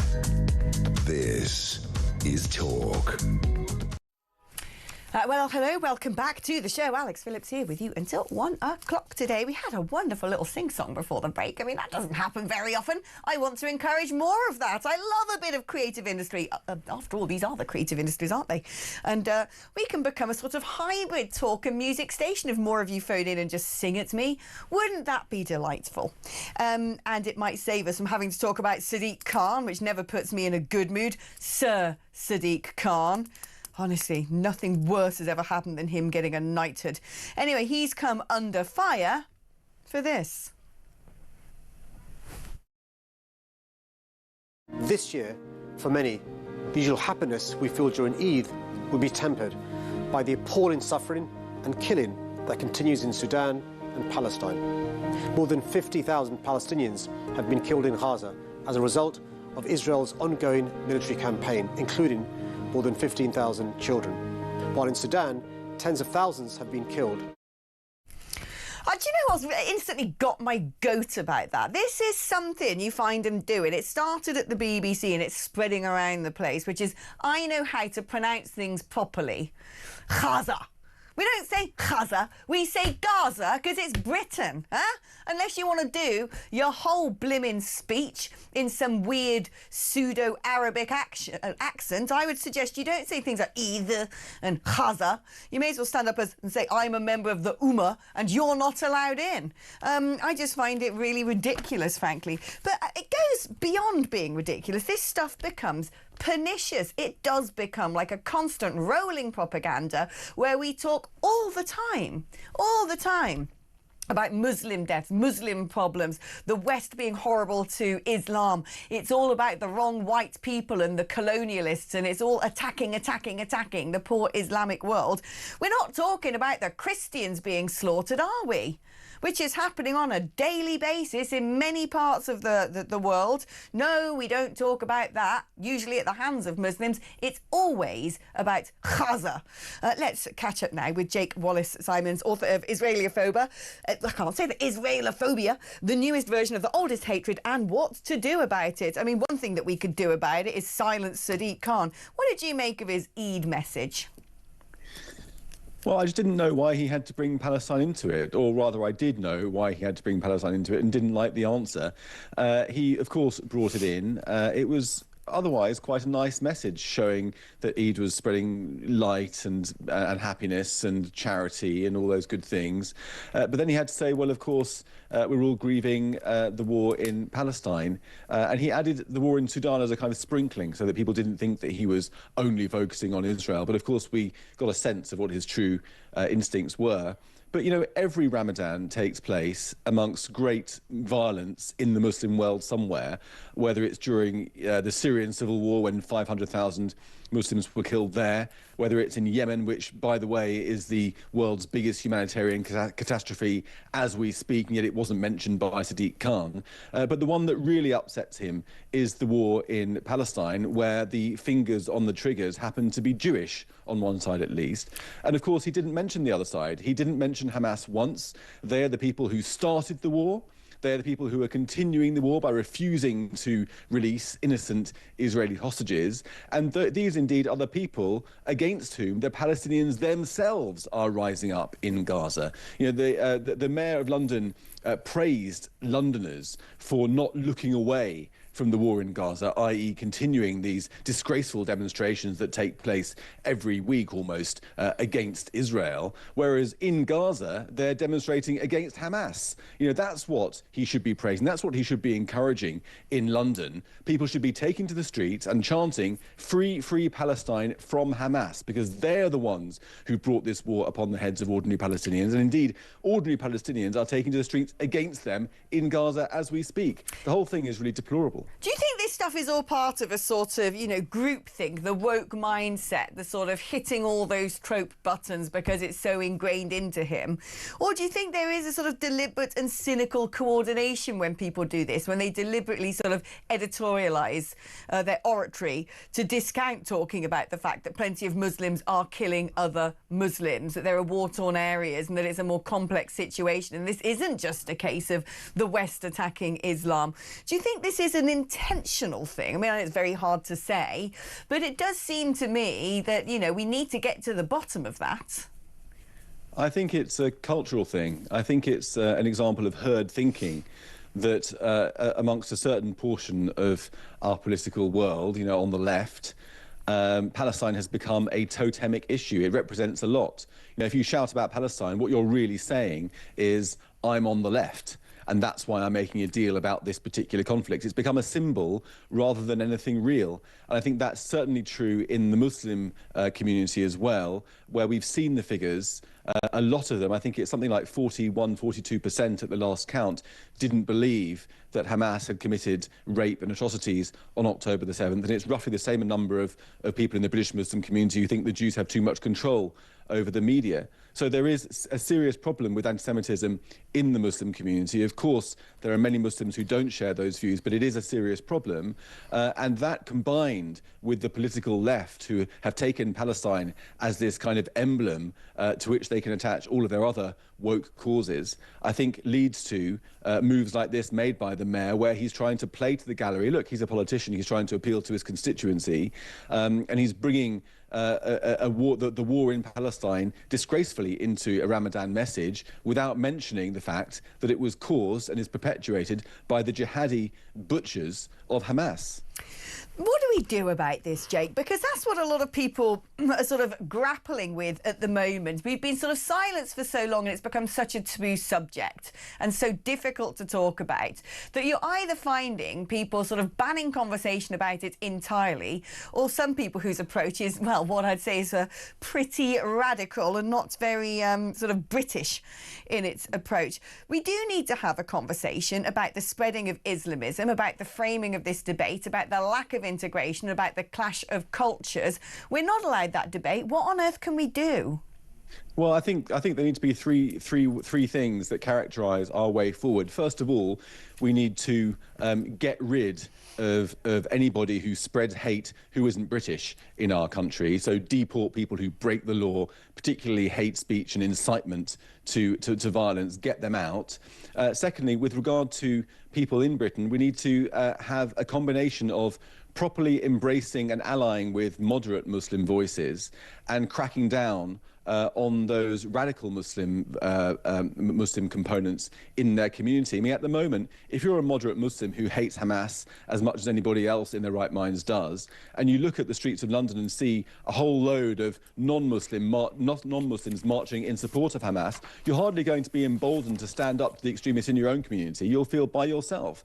So we need to really stand shoulder to shoulder with the moderates and enforce the law properly against the radicals. I mean, you know, so often hate-filled incitement is contained within sermons given at radical mosques up and down the country or on our streets, and the police do nothing. We're not enforcing the existing laws that we have. So we need robust enforcement against the radicals and a proper allyship with the moderates, I think, to solve this problem.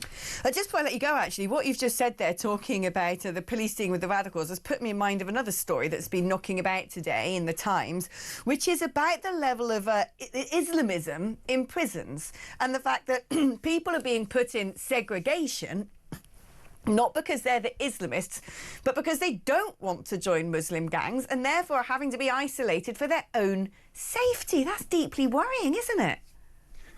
Yeah, I mean, the thing about Islamism or radical Islam extremism is that it instills in people a lack of fear of death. And that makes people who are already violent and already, you know, who are criminals already, makes them even more fearsome and extreme and aggressive and violent. And the lethal combination of criminality and fundamentalist Islam is something that really is a danger, particularly in prisons, but also on our streets. So you're right, this is a really deep problem, and like I say, we need to just ensure that the ordinary Muslims who aren't extremists feel like they're properly part of society and on our side, and then we can all together stand against the radicals, because in the Muslim community it's the radicals who often are in control of mosques, of the levers of power, of communal representation, and they often exert a lot of intimidation and pressure upon the community to brainwash them into their point of view and to intimidate them against standing up. So it's a knotty problem, but it won't be overcome unless we find once again a way of standing up for our own values and being able to say, look, that's not British, that's not acceptable, this is British, we need you to join us. Without us being able to say that, none of this can happen. Jake, thank you ever so much for coming on the programme. Fantastic to hear from you. Right, let's take a short break now. When I come back, I want to be talking about the warning that there will be absolutely no NHS dentists, none at all, unless urgent action is taken now. We're talking about that after this.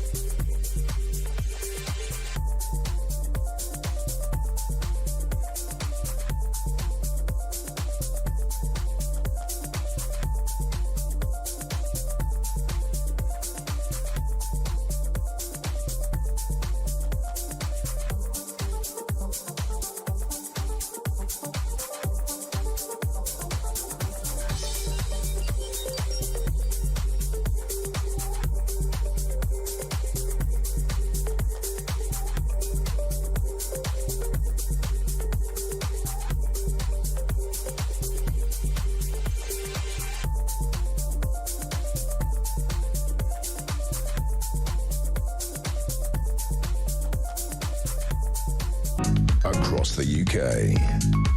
On DAB+, on your smart speaker, on your smart TV, and on your side. This is Talk.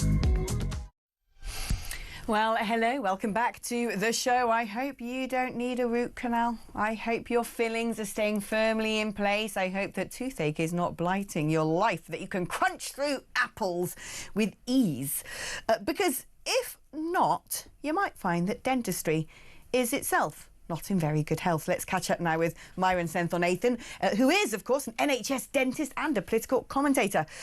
Myron, what is going on here? We're being told that there'll be no NHS dentists unless there's urgent action taken. This is according to reports by the Parliament's Public Accounts Committee, which has said that efforts to fix dentistry have so far been a complete failure. How bad is it out there? It's really bad. I think there's been a massive exodus, especially since COVID, because the NHS system, just so your audience knows, is based on the UDA system, which means Units of Dental Activity. Now, the problem with this system is it's effectively a treadmill. It's met by targets. Dentists have to perform a certain amount of UDAs to get their money. Now, anything that's state-backed is obviously an advantage for a dental business. You're guaranteed a pot of money if you perform these UDAs. But unfortunately, these targets and the regulatory system around these targets is just getting too overwhelming for most dentists, hence why they're leaving the system. And because these targets, like any kind of health professional will tell you, is that it kind of forces you to see the patient in a more dehumanized way, as a means to an end to fulfilling your target rather than an end in themselves. And on top of that, a lot of the way the NHS pays the dentists, a lot of the treatments are actually subsidised by the dentist. For example, you can make a denture for a patient, but under the NHS, you might end up paying something like £42 of your own money for the patient to have a denture. And so that isn't a business model that's going to work. And if you compare the fact that the average dentist has the option of going private, setting their own fees, working to their own timetable with their own clinical freedom, you start to see that the NHS contract, the UDA system, just isn't very attractive at all for most dentists. So what do we need to do to change things? Because the fact of the matter is we all have teeth. We all have teeth that degrade over the course of our lifetimes. We all need the dentist, even if it's just to maintain a good quality of dental care, to make sure we're going for our, scale and polishes and our checkups so we don't end up needing more drastic intervention. And dentistry is, potentially quite a lot of money. And like I said, pretty much every single person in the population needs it. So with a government who constantly says, well, the NHS isn't resourced enough, we need to throw up more taxes, we're struggling, it's difficult to make ends meet, how do we rescue dentistry and make sure that the average Joe out there doesn't have to take pliers to their own gob? So my answer, to be honest with you, Alex, is boring and it will make you yawn. But it is the same old thing. You need more money. And if you're not going to give more money, eventually, I outlined the system. If you're a dentist, you have another option. And unless the NHS provides a palatable option, sorry, no pun intended, but if they don't provide that option, then eventually you are just going to go to the private sector. And also, I would say COVID has played a major role in this. I remember when I just qualified, it was automatic that you go into the NHS and do your service in the NHS. Now we're seeing younger dentists coming out of university. They've been introduced to a COVID situation where I think the work-lifestyle balance is all still part of it. And now they don't even want to work on NHS. Why do they want to get involved in the rat race of the NHS and this UDA contract when they can go private as well? So that's part of it. But in terms of resurrecting the NHS system, if I'm honest with you, an exploding population, a population that's living older, it's becoming increasingly more difficult. I don't think the NHS has the budget or the systems in place to actually cope with the situation. I would say the NHS probably needs to move to a core system to protect those who are vulnerable, on low incomes, children especially. And then we need to incentivise in some way the private sector tax breaks so that people who are going to go private are incentivized to go private to take the pressure off the system. And I think that's a pervasive model that needs to spread throughout the whole NHS, in my opinion, because we can't resurrect a corpse, and I feel like that's what's happening with the NHS. Yeah, it's interesting. I mean, when it comes to dentistry, especially, it is part of medical care that has very much got a secure and strong, booming insurance sector. A lot of people taking out sort of dental plans and so on and so forth to make sure that if they need to have that root canal or get that filling, that will be funded. Let's talk now about the state of the NHS again, but this time about hospitals and buildings, because another report has said that a lot of these buildings are crumbling, plagued by vermin, crippled by sewage leaks, crumbling ceilings, defective lighting, broken lifts and toilets, crawling with rats, cockroaches and silverfish and other horrible things. I mean, this sounds more like a hospital in some war-torn African nation. How bad is our estate when it comes to the NHS? Yeah, so I mean, if it does sound very third world, doesn't it? I mean, if you saw a mouse running around in a restaurant, you'd be absolutely aghast. But if you see a mouse running around in a hospital where potentially sepsis, where there are immunocompromised patients, it's horrific. I would say, look, this has been going for a long time. The Tories were warned about this a year or 2 years ago. They blamed it on the chief executives of NHS England, which is now seems to be abolished. But 2/3 of these buildings, hospital buildings, predate the NHS. They're very, very old buildings. And, you know, back in, I think about 4 or 5 years ago, the bill to repair them was about 5 billion. It's now risen to around 14 billion. And the reason for that is what these executives do is they ring-fence the budget to prepare to solve the problem with repairing these buildings. But then because the NHS runs on a cliff edge, they end up raiding this budget to try and sort out, I don't know, a winter crisis or the fact that they've got no staff all of a sudden. And so there's this constant kicking the can down the road, and it's starting to escalate to a stage where I think it's just untenable. And if you end up moving these patients because the ceiling's falling down, again, that adds more costs and delays operations.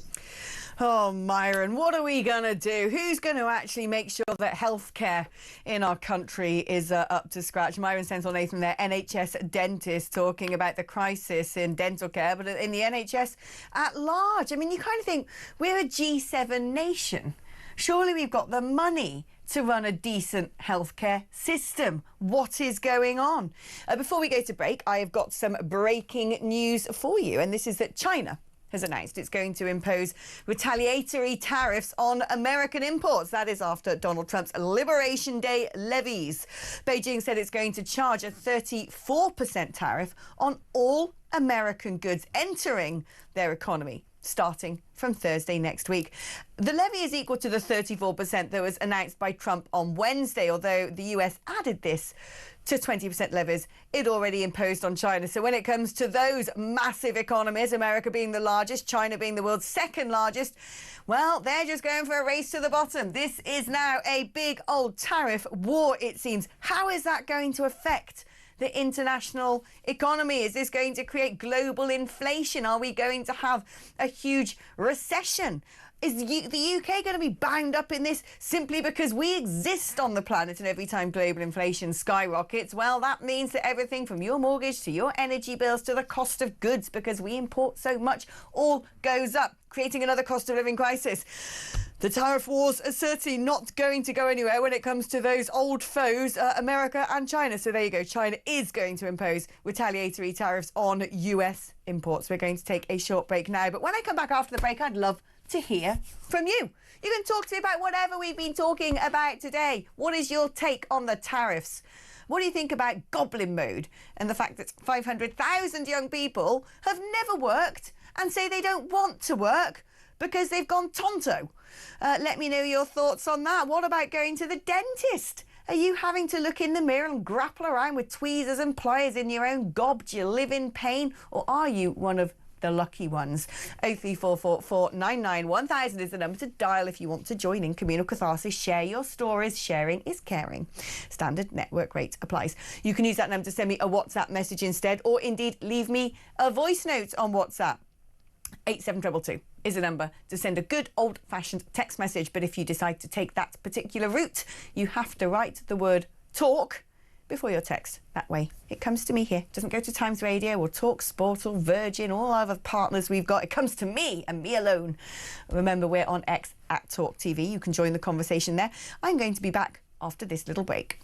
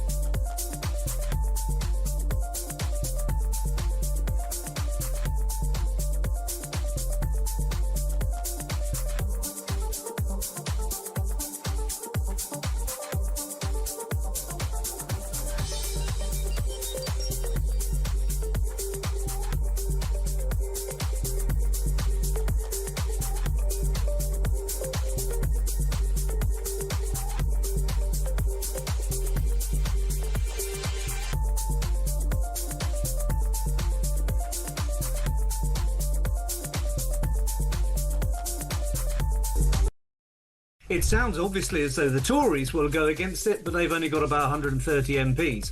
So all those Labour MPs are pretty much going to support this. What happens? Do you think so? Or do you get a sense, I mean, this is what I saw, which I'm beginning to see discontent already within the Labour rank and file, because they can see that their constituencies are in peril. I think many of their constituents will be saying, look, I think most like-minded people will be saying this Schagos deal is a joke.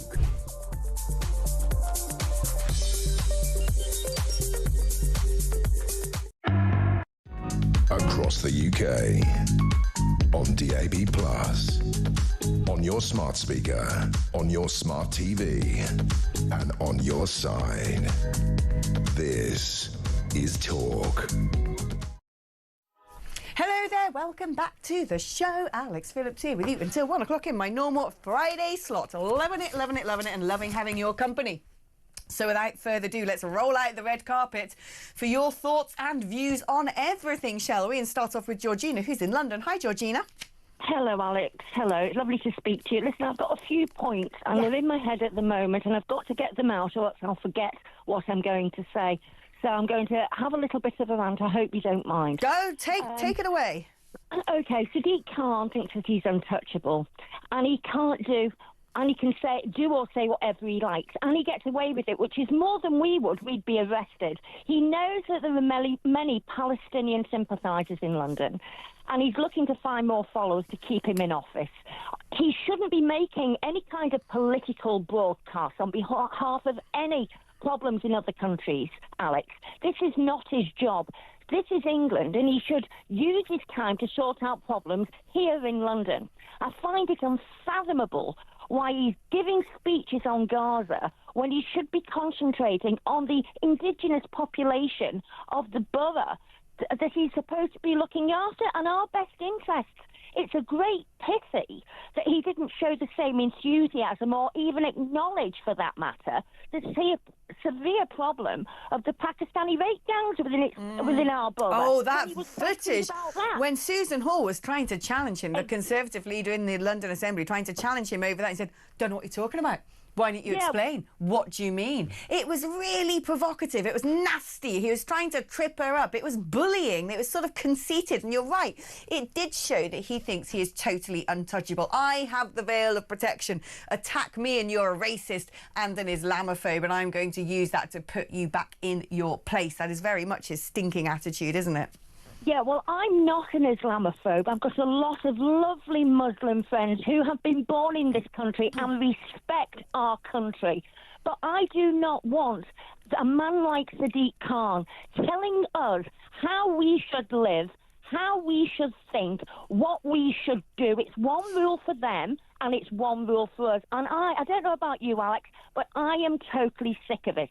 These mayors and MPs are voted in to see that we, the indigenous populations, are cared for, and not to look after the populations of other countries, you know, building airports. Yes, this habit, doesn't it? Oh, gosh, don't get me started on that Kashmiri airport. I mean, what's that got to do with us? What's that got to do with the price of a pint of milk? Absolutely nothing. But we should not be giving airtime to these people in our Westminster for problems in other countries. They must concentrate on our country and our people. But it's not just that. They deliberately exclude us from the debate, don't they? Because they have this habit. Sadiq Khan always says, Londoners say this, I'm the voice of London and London's open for business. London wants to welcome everybody. London is trans rights. London loves illegal immigration. It's like, you don't talk for me. I live here and I pay more tax into the economy than everyone else you just listed there, Mr. Khan. Thank you very much. And I hate that. It is sort of deliberately. You get the impression with this people, they know how to play the game. They provoke and know, like you said, they've got this force field around them. You can't attack me. He always has this way, doesn't he? He sort of tilts his chin up and looks down his nose at someone and sort of puffs out his chest as if to say, come on then, just you try it. Just you try and say something to me, because if you do, I'm going to tear you limb from limb for being a nasty far-right Nazi. And I hate it. It makes me want to, I don't know, makes me want to scream. Georgina, thank you ever so much. I'm totally with your sentiments there when it comes to Sadiq Khan. Let's speak now to Francis, who is in Wiltshire. Hi there, Francis. Hello, Alex. What a pleasure to talk to you. I'm actually from Wilton, the old capital of Wessex. Would you believe? And we've had that conversation before about you coming down and seeing me and having a nice pint of cider. Yeah, indeed, we have. I do seem to spend quite a lot of my time over in your glorious county because I'm in a relationship with someone who happens to live there, and it's a wonderful place to be. I mean, it's gorgeous. All those little hobbit houses with the thatched roofs and proper pubs and lots of tractors. What is not to like? I'm a West Country girl at the end of the day, and it might be a little bit too east for my West Country sentiments because I'm from the proper West Country, but hey, Wiltshire is a wonderful place that everybody should visit. What do you want to talk about other than being on the tourist board for Wilton?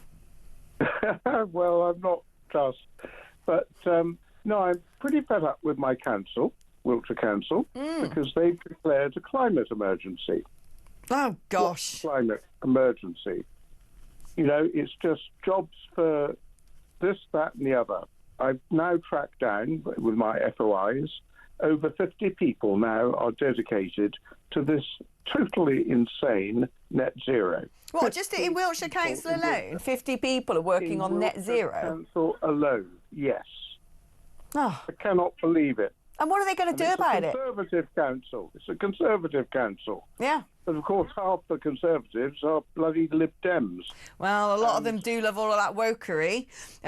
I mean, we've got to be careful with local elections here, whether, you know, how much we bang the drum for party politics. That is okay, but let's stick with the local councils busying themselves with climate change, because as someone who does come and visit your county regularly, I certainly know of a couple of development plans where they intend to completely paper over the beautiful countryside and farmers' fields with solar panels. Stop the Pottern solar farm. Signs everywhere as I drive through Wiltshire.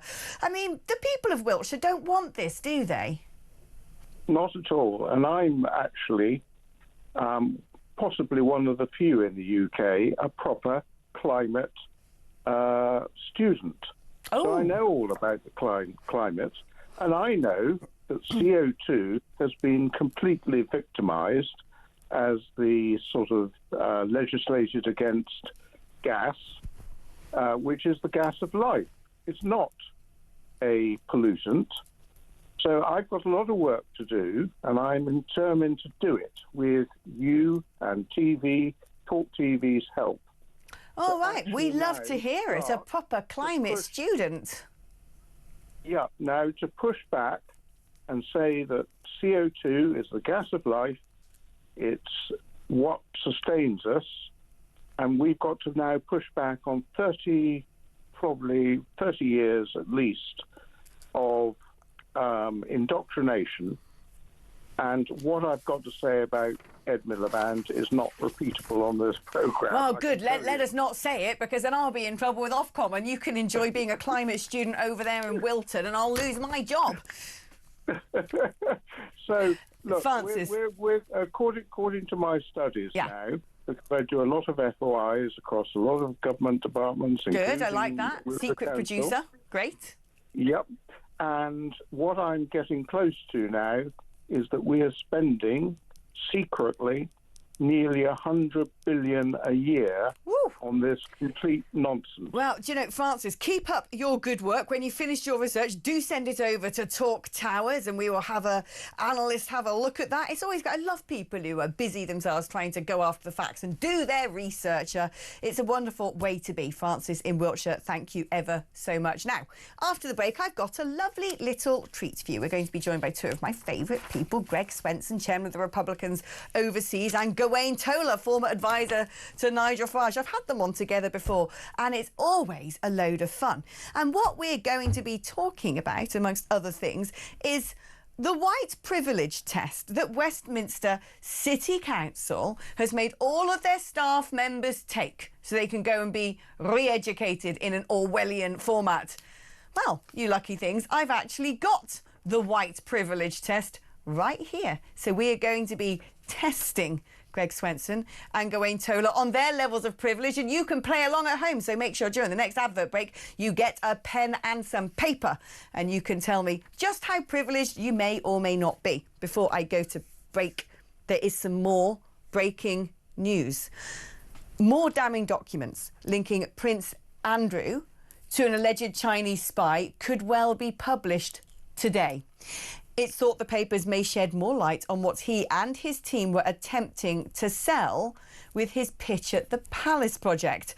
Now, last year we learned judges banned Yang Tenbo from entering the UK, saying his association with the Duke of York posed a threat to national security. So just when he might have woken up and gone, hey, that Dufresne girl who accused me of all sorts of things is sort of making herself seem rather incredible with accusations of having had a big crash with a school bus. I'm afraid the sort of sunshine in his life didn't last very long because, like I said, more damning documents linking Prince Andrew to an alleged Chinese spy could be released today. And this is his connection with a man called Yang Tenbo, who was banned from entering the UK, and the judges went as far as to say that his relationship with the Duke of York could pose a threat to national security. Andy gets himself into all sorts of scrapes, does he not? Anyway, thank you for joining the conversation today. We'll have more opportunity for your calls in the final hour of the programme, so just to remind you of the numbers. 0344 499 1000 is the number to dial if you would like to be patched through to the studio to speak to me live on air. You can sing to me. You can do your own research and let me know what your conclusions are. Or you can just throw an opinion about the place, and it's all charged at your standard network rate. So basically, same as ordering a takeaway or calling your nan. You can text me 87222. If you do that, write the word talk before your message. That way it pings the masts on top of Talk Towers and enters all the way down here through the pipeline to my little Cape Canaveral in the studio. We're on X at talkTV. Lots to look forward to coming up in the final hour of the show. I've been enjoying your company thus far, and I hope to have it just after this break. I'll see you in a moment.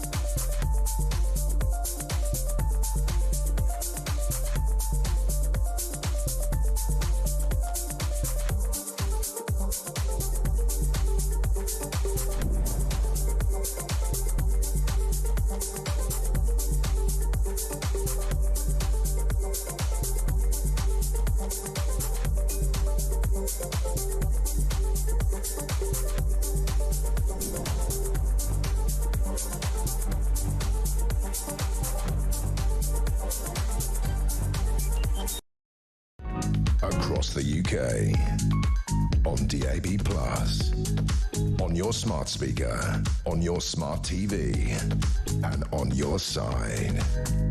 This is Talk.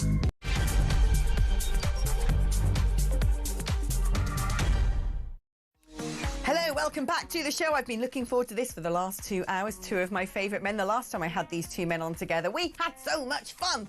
Normally, I like to have people in my studio, and Ted did reach out to them and say, will you come and sit in Talk Towers with young Alex so she's not on her lonesome? But we did call them a bit late in the day, so we're just going to have to put up with them both via Zoom. But here they are. Across the pond, all the madness that one may hope for will ensue. It is Greg Swenson, chairman of Republicans Overseas UK, and Gawain Tola, former advisor to Nigel Farage. Gawain, oh, look at you. You're outdoors somewhere, darling, getting a tan. Got a bit of a Sakir Starmer hairstyle there, Gawain. You better watch yourself. You'll be getting some acetate glasses soon. Right, I'm going to start with you, Greg, because tariffs is the big story of the day. What is Trump up to? Do you think it's a good move? I think it's a really good move. It's never perfect, and I think the delivery has and the retaliatory risks from or these threats, I'll call them, from our friend in the EU, von der Leyen, and our friend in Canada, Mark Carney, and now just recently the Chinese have retaliated. That's continuing the uncertainty. So the markets don't like it. Markets don't like uncertainty, and you have plenty of that from President Trump. That's one of the things I like about him. But unfortunately, the markets don't agree. And now with this threats of retaliatory tariffs, it's only making the market volatility increase. And by the way, it's a really bad idea because countries with trade surpluses always lose in a trade war. Gawain, I mean, I kind of get the impression this is Trump when it comes to Britain, wanting to make sure that we finally get a hard Brexit. What's your take on it all? It does look a bit that way, and I know that we all get there's this whole business of retaliatory tariffs, as Greg was saying. But we are in a better deal than our friends on the continent. All these people who say we should join forces with the Europeans to get an extra 10% on our tariffs seems to be rather daft. However, I would like to see it that the UK does things like drop tariffs on products that we do not produce. So we have a 10% tariff on oranges coming into the UK. What is the possible justification for that? I do not believe we grow oranges. And so the whole tariff system seems to needs complete reworking, rejigging. And from what I can understand, most of the American tariffs are basically putting themselves in the same state that they've been dealing with from other countries anyhow. Yeah, no, it does seem to me that actually this is Trump's drive to free up trade, although it looks kind of the opposite. Let's talk now, bring things back home and talk about Sakir Starmer, because he has been the leader of the Labour Party for 5 good years, or maybe not good, thus far. Let's have a little look at a montage of some of his not so best moments. I call again for an immediate ceasefire in Gaza, the return of the sausages. I would like to send my warmest congratulations to President Trump. Of course, I wouldn't want Donald Trump round for dinner. The relationship between our two nations has been one of collaboration. I'm anti-Trump, cooperation. But don't underestimate the danger to the world if Trump is re-elected, and enduring partnership. Never happened before. This is unprecedented. And I think that just symbolises the strength of the relationship between us. I'm delighted that the inspiring Nobel Peace, Nobel Prize winner. True democracy is citizen-led. We demand a people's house! This project has always been about fixing the foundations of our country. It must be really incredible to be part of building, I mean, actually here, not just building. Smash the gangs to smash the people smuggling gangs. Could you please join me when I say 5? That man is not allowed in my pub. 4. That's assault. 3. That man is not allowed in my pub. 2. Get out of my pub. Go on. 1. Get out of my pub. Yay! It worked. It's just so cringeworthy, isn't it? Was that tractor's little honker sound, Darude Sandstorm? I don't know. I wish more tractors played sort of like 90s rave music as they go about the countryside. That would brighten things up a bit. I'm going to give you some thinking time, Gawain, because you're such a wordsmith. I'm going to give Greg the first answer, and in the meantime, I want you to come up with the most choice description of Sir Keir Starmer that you can in the most poetic way possible. And I'm going to first go to Greg and say, what on earth does America make of him? We saw that meeting in the Oval Office where he was just pouring President Trump like he was a cheap escort or something. It was really gross. And getting his letter out of his pocket. Ta-da! Oh, look what I got from the palace. Woo! State visit. Woo! Do you like me? Yeah. And yet everything he said in the past has been completely the opposite. Right. So most Americans don't know who Keir Starmer is. So let's start there. So I think they kind of liked him, because he was in the Oval Office. He was very diplomatic, especially compared to Zelensky the next day, making a clown of himself. So I think the Americans, if anything, like Keir Starmer, or at least appreciate that he's been diplomatic with Trump. They don't know about all those. Most of them don't know about the past statements. So I think it's much easier to criticize him here in the UK, where we know how hypocritical he is and how two-faced he is. Well, indeed we do, but it's good to know that the boots licking might be working, because at the end of the day it helps us, doesn't it? If we're not having to face those big old towers. Now, Gawain, go on, delight me with your verbiosity. What is Sir Keir Starmer now to you you? put me on the spot. I was thinking he comes across a little bit like, I don't know, John Major's accountant's nephew. Yeah. He has that sort of complete absence of inspiration. I think one of the most terrifying things of last year was the thought that we were going to have a general election competed between Starmer and Sunak, two people who would disappear into a grey wall without even being noticed. And it seems that just the lack of inspiration is just mind-boggling. Yet, one has to accept that he's the first Labour leader since Brown to win a general election. Very few Labour leaders ever have. I think there's been 1, 2, 3, 5, 6 at tops who have ever won a full general election with a significant majority. One has to accept that these are realities. And that little montage you did, yes, it's funny, but I reckon you could do exactly the same with any given political leader with a few hours' notice. They all make gaffes. They all have pratfalls. It just happens. It's life. They do indeed. Gawain, I'm disappointed. I thought you were going to say he's some sort of, I don't know, quangocrified cove of mediocre talent and zero charisma. Do you know, something more Gawainish? I mean, do better next time. I promise to do better next time. I'll go on to Grok and see if I can invent some bizarre. You don't need Grok. You are Grok. I've known you long enough to know how that grey matter inside your skull works. Now, I want to ask both of you, how privileged do you think you are? Because Westminster Council, it used to be a Tory-led council when I lived in Westminster, and had some of the lowest council tax in the country. Seemed very sensible place when I was living in Pimlico. Not so much anymore. It's turned to Labour, and of course, as a result, it's gone woke beyond belief. So woke, in fact, that they're making staff take a white privilege test. They're seeking to boost recruitment of, get this, non-white global majority candidates. I hate that phrase. I find it really sinister. It's almost as if to say, oh yeah, you people, you're the minority. Let's give it a couple more decades and you'll be extinct. Global majority. They've been offered a virtual privilege walk in which staff are expected to assess their social advantage by gaining or losing points in an online quiz. Well, guess what, guys? We've got the online quiz, and that means you can play at home as well. So, Greg and Gawain, I don't know how I'm going to do this, but we're going to have to shout true or false if this applies to you. Ready? My parents or guardians read to me when I was a child. Greg? Yes. Gawain? True.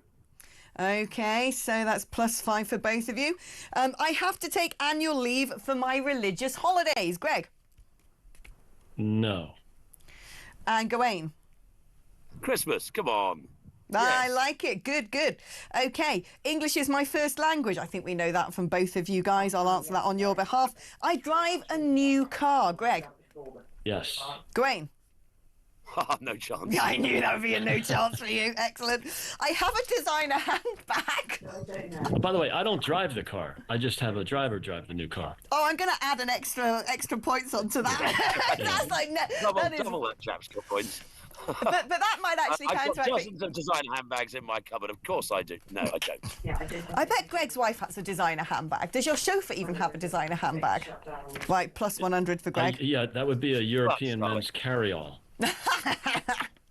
I feel confident that someone in my close circle would be able to financially help if I was going through financial hardship. Well, that applies to me because I know Greg, and clearly he's going to be able to give me a bailout one day. Gawain? Yeah, I think so. It's happened in the past. It has happened in the past, so yes. Okay. I live in rented accommodation. Greg? No, I do not. But I did for 10 years here in England. Well, that was the past, Greg. You can't claim that now. Gawain? Yeah. Does sofa surfing count? Oh my God, that's brilliant. That's even worse than rented accommodation. I'm going to double your points value for that. I see members of my race, ethnic group, gender or sexual orientation negatively portrayed on TV. Constantly. Yeah. Constantly. I think they're expecting only like the global majority. Adolescents, mate. Come on.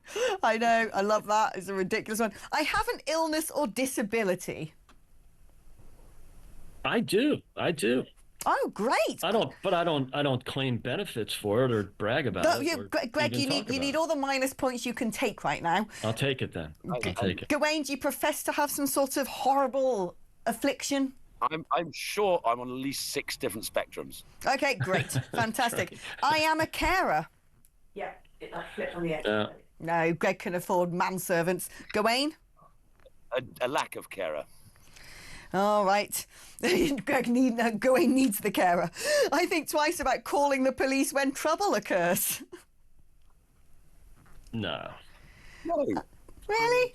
Oh, I can't be bothered calling the police. They won't pick up the phone. That's the problem. Yeah, that's true. There is a sort of why bother. But I don't think twice. I just don't bother doing it at all.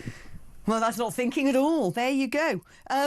I've never been stopped and searched by the police. This one comes with a hefty privilege count.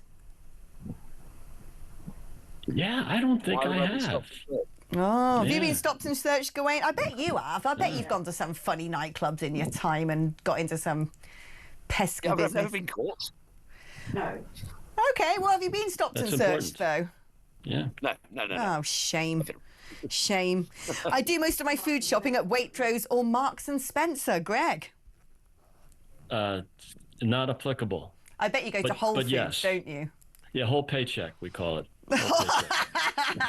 I'm going to give you an extra 5 points for Whole Foods. Gawain? No. Good man. And ready, this one scores the maximum amount of points. You may as well rip up the rest of the test, which is -5 plus 5. I am a white male. I think we can say that for both of you. I'm identifying as one, yes. I identify as something completely different. And I play in women's sports. Oh, do you?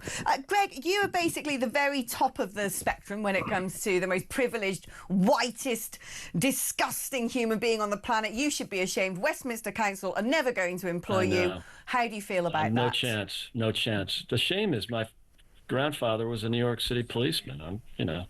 I've got history. Oh, well, of civil servants.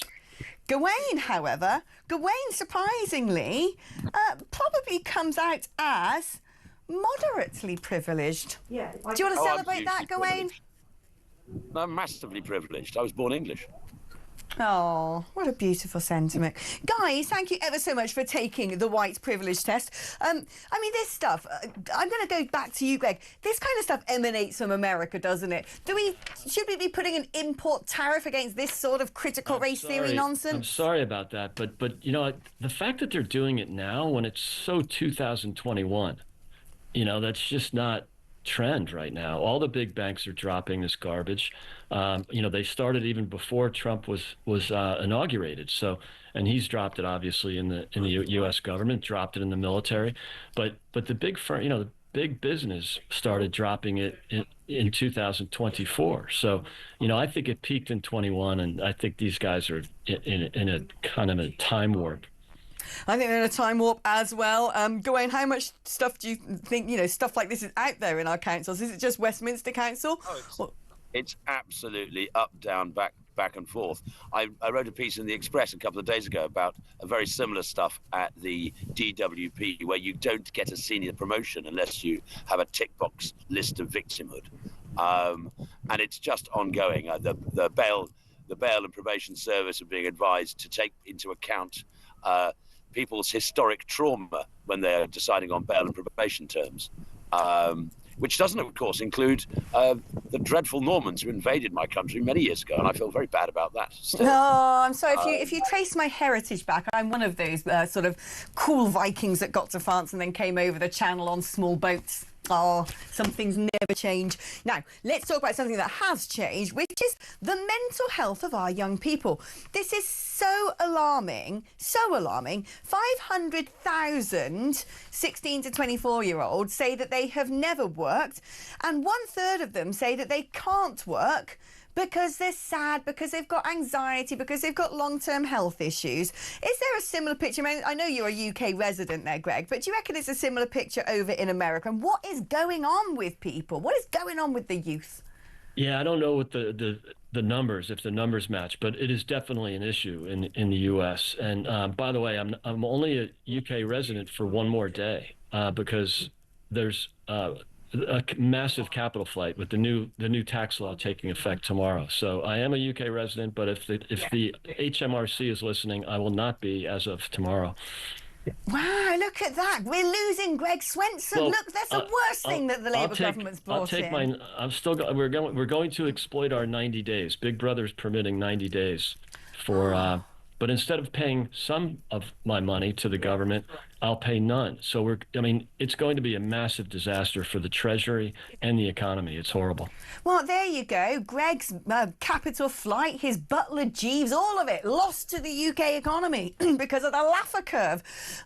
Gawain, what do you think is going on with young people? Because my theory is this is happening a lot over the West. Apparently we're worst when it comes to developed nations, when it comes to rates of sickness and inactivity among people in their 20s.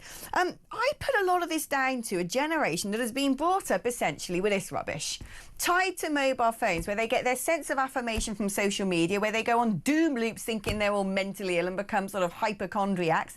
Do you think this is a public health crisis at this point, when 1 in 3 people between 16 and 24 say they're too ill to work?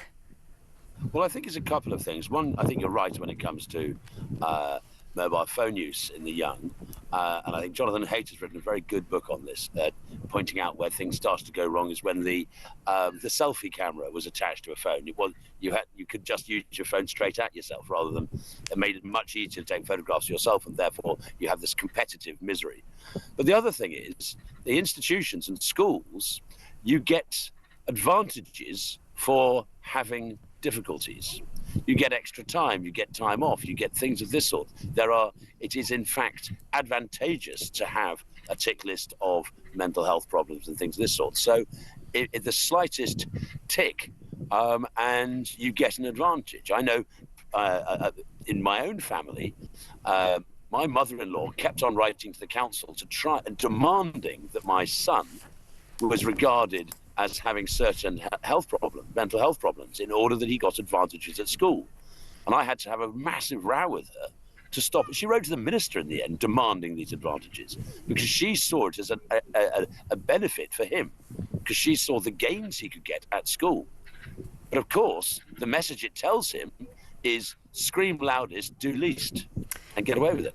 Yeah, I mean, it sort of ties into this whole idea that sort of mental health crises has become almost fashionable, or if not fashionable, expected, and everyone suddenly thinks of themselves as vulnerable or in trouble, or, we no longer have that robust attitude towards people are difficult, life's difficult, you're going to have difficult relationships, you're going to fall out with your friends, you're going to not like your work colleagues, you're going to not always get the pay rise you want or be in a dismal job, but there's always a tomorrow. Life is not a bed of roses, is it? Gawain, Greg, thank you ever so much. It's always wonderful having both of you on.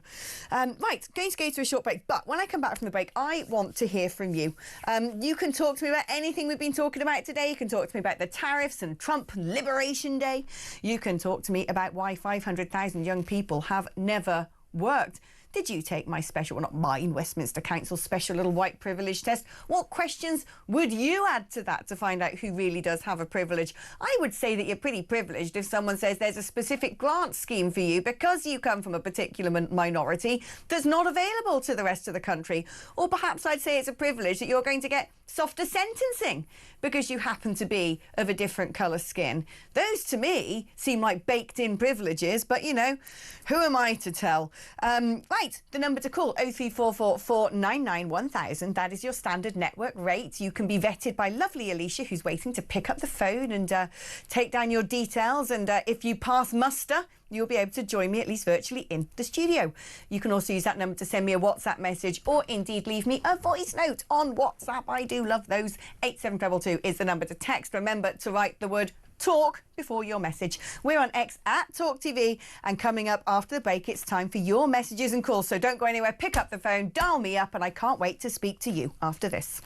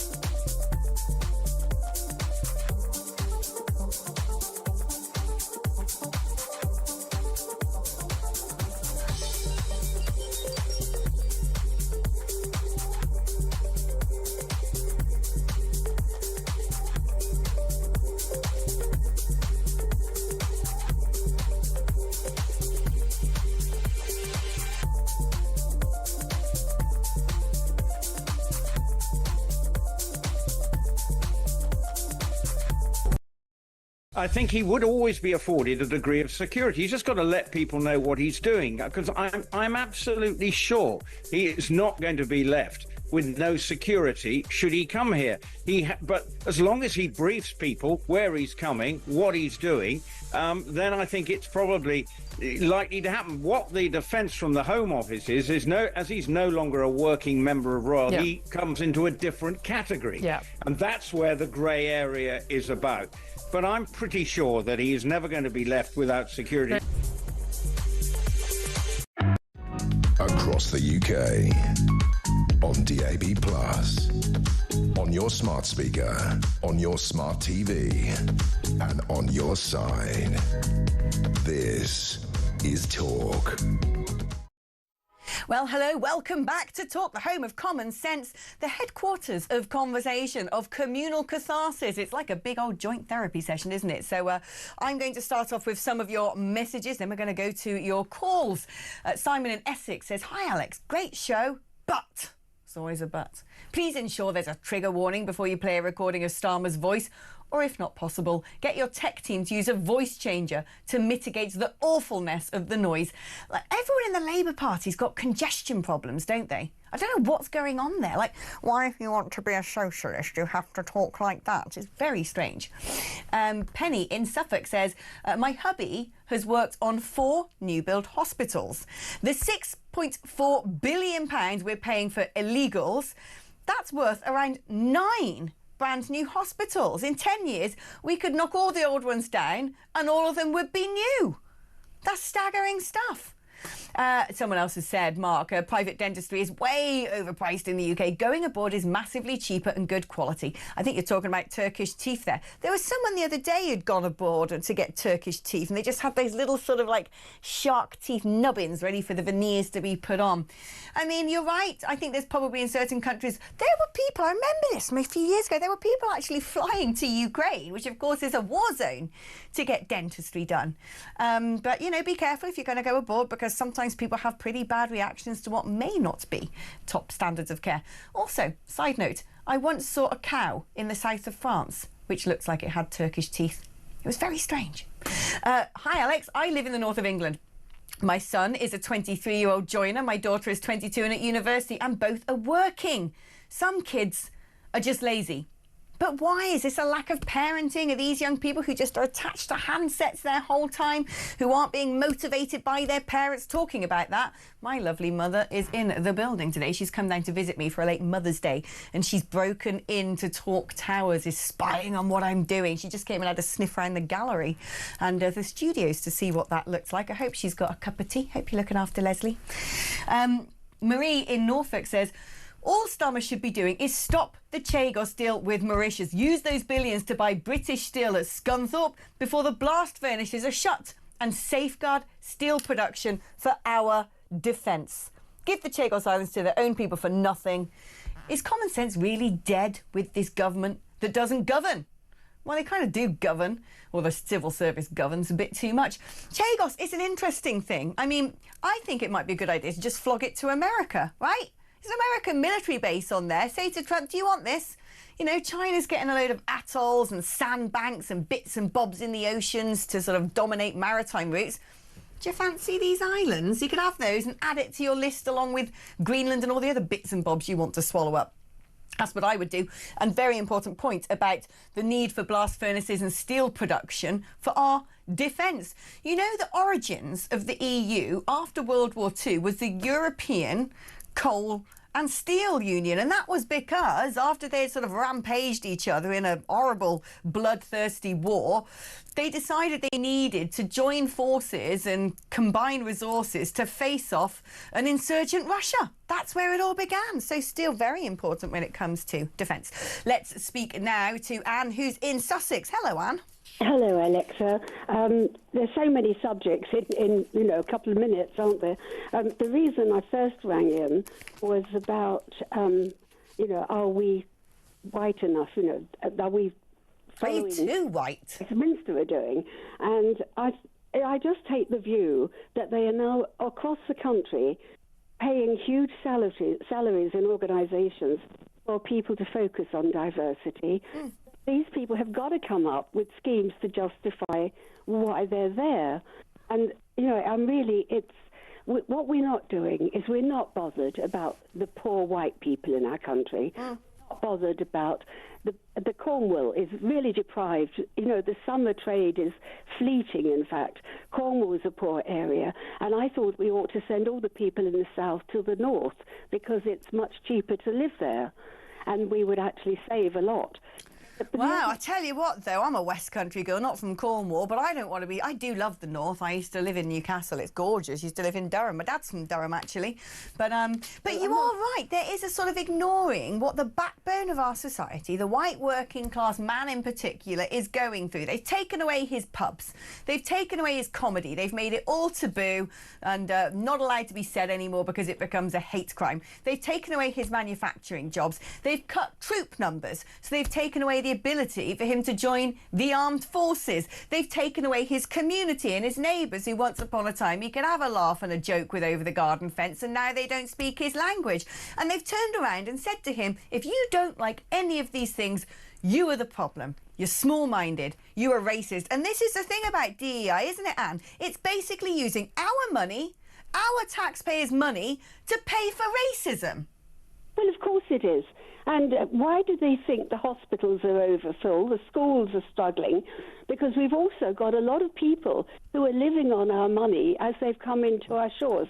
We are wonderful as a country for taking people who need to be cared for, and we're wonderful at giving charity to the rest of the world when the crises occur. Yeah. But we cannot afford to take all the young men from other countries Exactly.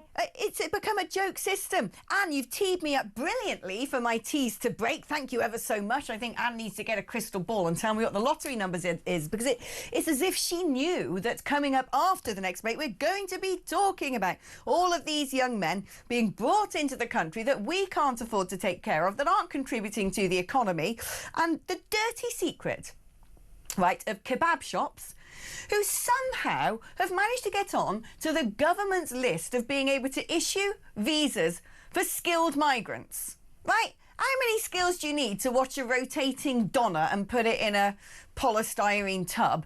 Oh, apparently you're in demand. And some kebab shops are issuing loads of visas. Something smells a bit fishy to me. We're going to be talking about that after this.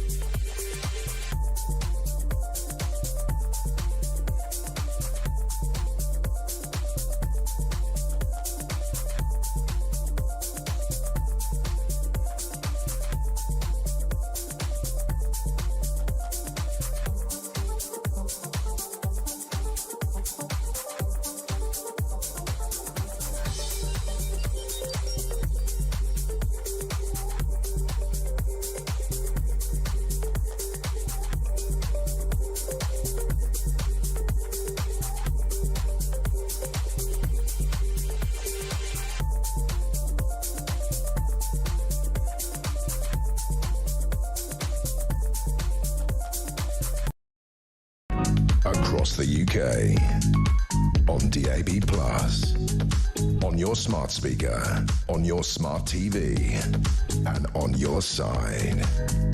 This is Talk. Well, hello there. The last time you got absolutely blotto, wandered out of a nightclub at 2 o'clock in the morning and straight into the arms of some delicious, non-nutritious fake news meats on a rotating stick. You may have thought that all you were paying for was your fried chicken and fries or your lamb doner. Turns out you might have been funding skilled workers, putting those in exclamation marks, skilled workers, to come into the country at the behest of Al Farouk Kebabish or such the like. This is a report. I mean, this is just... I can't even get my head around this. This is a report done by the ever-brilliant Centre for Migration Control, which shows that takeaways, kebab shops, have been, for a 536 quid fee, that's what they pay, get to go on a trusted list. They get trusted status to back foreign workers seeking to come to Britain. I mean, I just can't even with this. So let's speak to Robert Bates, Research Director of the Centre for Migration Control. Brilliant work, Robert, as always. Why on earth are kebab shops being given the ability to hand out visas to randos to go and work on the doner as skilled individuals who this country desperately needs? It makes absolutely no sense, does it, Alex? And I think when the Conservative Party introduced the kind of post-Brexit immigration system, the skilled worker visa route, they tried to give the impression that this would be a route for, you know, nuclear scientists, brain surgeons, and it would be only the best and brightest. And, you know, long gone were the days of low-skilled, low-wage immigration that we saw as a result of freedom of movement with the EU. Unfortunately, that's not the case, because what has effectively happened is the Home Office has outsourced a large part of the immigration system to 130,000 businesses, I think it is, that are actually registered and licensed and permitted to hand out what are effectively visas to these individuals. And as you rightly pointed out, there are, a whole host of businesses now on this list that have managed to work their way onto the system that, frankly, have no right to be there. The individuals that they're bringing over have very low skills. The idea that someone that, as you say, presides over a doner kebab store is somehow a skilled worker that helps the UK in any way, shape or form is absolutely preposterous. Unfortunately, the system is at the moment quite baked in, and it would take a lot of discomfort from any government that was prepared to overhaul it. But the fact that it's proliferated to such an extent, we have dozens of kebab shops, we have a halal shop in Preston handing out a halal butcher, handing out 100 visas over 2 years. The system has just absolutely run away from elected politicians. Yeah, I mean, you say that it's going to be a painful thing to undo, but I think it's very simple. The government should be the ones who decide what are skills shortages and which particular industries might need foreign workers, and not Mr. Mohammed or whatever he might be called at Farouk's Kebab. That's just balmy. And I have a suspicion here that these kebab shops who pay the 500 quid fee to get on the special trusted list of I'm going to import whoever I want into the UK are probably doing it to make a bob or two. I would imagine, I don't know, but I would imagine they're not there going, oh, look, Daryl from down the road can't work here anymore. I better get Jamal over from Pakistan to fill his place because no one else is going to be able to man the kebabs. I would have an instinct in me that suggests this is probably a money-making scheme for them, and it goes on that a lot of these people who come in on these visas end up then claiming asylum.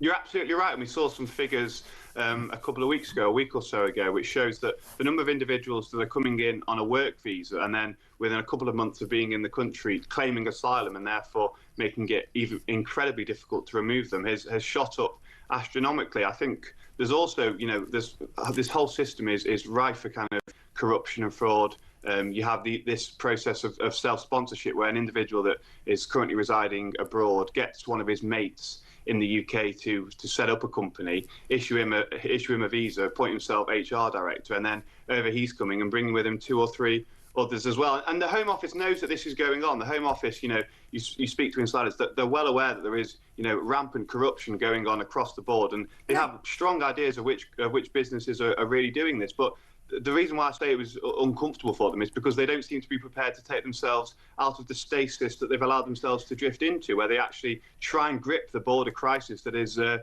plummeting this country towards economic and social ruin. I mean, this is the thing. It's not just economic and social ruin. It's a question of national security if our borders essentially are for sale.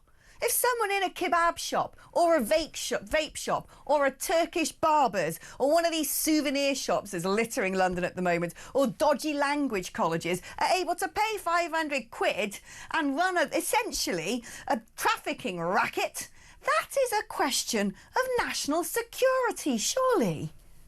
No, you are absolutely right. And there's a really important point that needs to be made here as well, in that the Home Office doesn't actually require a lot of individuals coming, especially on these kind of chef routes and other routes that aren't related to health and social care. It doesn't require them to produce a criminal record certificate of the countries that they're directly coming from or any country that they've lived in for the last 10 years. And the result is that we have large numbers of people, hundreds of thousands of people that have come in the last few years, that we don't actually know for definite whether they've got a criminal background. We can't guarantee that. There are, of course, some international databases that, could be referred to, but many of those individuals that are coming without a check are coming from places that don't actually cooperate with the Interpols of the world and don't actually allow Interpol to share their criminal data set. So you're absolutely right. This is a huge national security concern. And, we know for a fact now that, foreign nationals are disproportionately behind certain types of crime. But the fact that we're allowing effectively businesses, kebab shops, to determine which individuals come in rather than elected politicians accountable to the British public,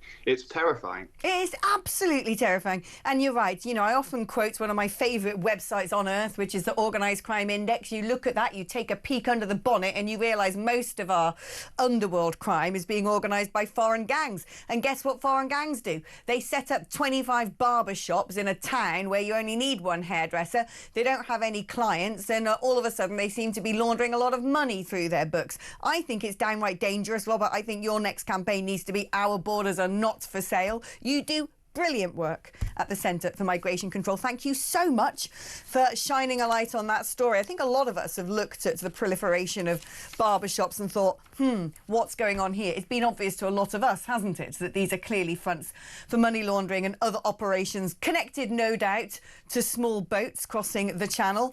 And quite frankly, it is a disgusting disgrace that our feckless, reckless government and civil service is essentially selling our borders, selling access to this country to people who run kebab shops. I mean, that is just the biggest abrogation of duty I have ever known. Honestly, I'm really hot under the collar about that one. Right, before I cool off during the advert break, after which we are going to be talking about the runners and riders in tomorrow's Grand National. I love it. It's the one time of year that I have a flutter in the bookies. I'm going to tell you about your chance to win tickets to see Oasis at Wembley this summer. And on top of that, 10 grand to spend on, well, whatever you want. How'd you fancy winning tickets to the hottest gig of the century? Here at Talk, we're giving you the chance to bag yourself a pair of tickets to Oasis at Wembley this summer. Plus, we're giving away a whopping 10 grand and putting you up for the weekend in a London hotel. All you need to do is text the word prize to 83338 and you're in the draw. Alternatively, you can enter by post. Once again, all you need to do is text the word prize to 83338 or you can enter by post. Good luck. 18 plus UK excluding Northern Ireland. Enter by text for £2 plus one standard network charge by 11 p.m. on the 7th of April 2025. Or post your name and number to Oasis Competition, PO Box 3190. Colchester CO2 8GP to arrive by 5 p.m. on the 10th of April 2025. Full terms and conditions at talksport.com. This is a News Broadcasting Network promotion. Oh, hello, welcome back. I wasn't expecting that. We were just talking about who's going to be having a flutter on the Grand National. And Sam was saying, well, I haven't got enough spare change to do that, because we are going to be talking about the Grand National after this break. I was distracting Sam. He's the one who tells me when we're coming out of things and when to stop yabbering on to my producers, because you're going to be rejoining me. Anyway, good luck if you are entering that competition. It's going to be the gig of the decade. Right, we are going to take a short break now and then we will continue our conversation about who's betting on the Grand National, because after the break we're going to be joined by our very own resident horse enthusiast, Mr. Rupert Bell, to tell us all about the runners and riders. You don't want to miss it. See you in a moment.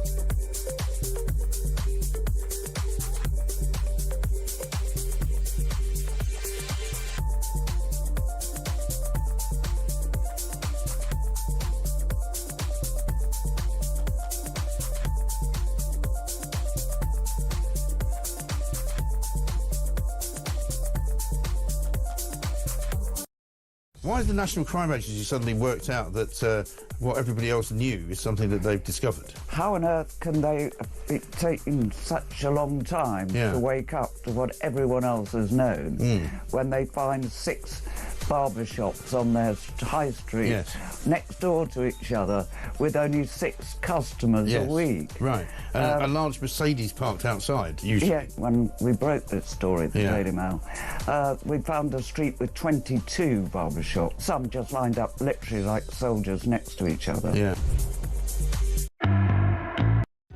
Across the UK, on DAB+, on your smart speaker, on your smart TV, and on your side. This is Talk. Welcome back. Well, it is the greatest spectacle in UK horse racing coming up this weekend on Saturday. In fact, it is, of course, the Grand National, the one horse race of the year that most people stop and actually pay attention to because, well, it's just so emblematic, isn't it? It's so big. It's the biggest event on the racing calendar to lay people who don't tend to follow racing otherwise. Glad to say that someone who does follow racing, because he is talkSPORT's racing commentator, Rupert Bell, joins us now. Rupert, great to have you on the programme. I love the Grand National, apart from when horses die. Not a fan of that. But tell us about this year's Grand National. Who should we be looking out for? Yeah, and they made in terms, on a serious note, they have made great efforts to avoid what you were talking about happen. They've changed the race dramatically. Now a field of just 34. The fences have been greatly modified, and we are seeing a very different style of race, but also what appears to be, judging by recent efforts, a much safer race. And that is what everybody wants. There's no two ways about it, particularly racing people themselves. But tomorrow, I Am Maximus is the well-backed favourite, and he's trying to do something that Red Rum did it back in 1974. Sadly, I'm very definitely old enough to remember that particular occasion when Red Rum did with top weight. I Am Maximus is being backed if he's going to be able to do that. It's a big ask. Statistically, as I say, 51 years ago, and that's why I'm not sure it will happen, although lots of people think the Willie Mullins factor will work. Iroko is a very popular local story, will be well touted. Other horses to think about, Percival Legalois, I think is how you pronounce it, is interesting from Gavin Cromwell's yard. Can Do Kid, one of 5 horses trained by Paul Nichols, has a very good profile for the race. So there are so many, 34. The answer is, Alex, you like the name, like the colours, then that might be one way of tipping it. And as you say, lots of people are having a flutter. And as you can see, I've been doing this long enough. I'm obviously not very successful, but I'm still having to work. So my tips don't tend to be overly successful. So whatever I suggest, Ignore leave it. alone now. Do you know what? I'm glad you said, about the colour of the silks, the name of the horse. I go for all of that stuff. I go by the number, the colour of the silks, the name of the horse, and of course, if there are any greys in the race, because I just love a grey horse. They're just so, I don't know, there's something magical about them. They kind of remind me of unicorns. Well, there are grey horses running it. Vanilla is one of them, and actually has run well in the race before. But the last grey to win it was Neptune Calange in 2012, and then you had to go back to 1961. I don't quite remember that, although I was just born by then, but that wasn't my earliest national memory. But the greys don't have a great record, but they're easy to spot, which is a really good thing. So you don't have to necessarily worry about the colours. You can actually see your horse surrounded by all the others. So it is a way. But Vanilla has a chance, has run well in the race before. So I know I've put a bet on Vanilla before because I recognise the name. And the reason they don't win, of course, Rupert, is because when it comes to the world of horses, they're the global minority. They're not in the global majority, are they? They're white privileged horses. Grey, they call them, actually. Grey, they are. But I don't know what the grey lobby's like. I knew you'd get it back to something like that. You made the Grand National controversial. Well, the Grand National's always been controversial. It doesn't need my help to do that. Now, I'm going to ask you something, because you are a man who loves horse racing and no doubt goes and has a flutter yourself. So I'm not going to ask you, as you said, don't put it on me to tell you who to bet for. But how do you recommend people do bet? Because I'm not someone who goes into a bookies very often. It's a mad world to me when you've got sort of, whether you do an each way bet or this, a placed bet, and how many people you should back, and when you've got those, what are they called? The things where you accumulators and stuff like that. Like, how should people do it? Is it just easy that I'm backing this to win and picking about 3, or? I'd back any horse you back it each way.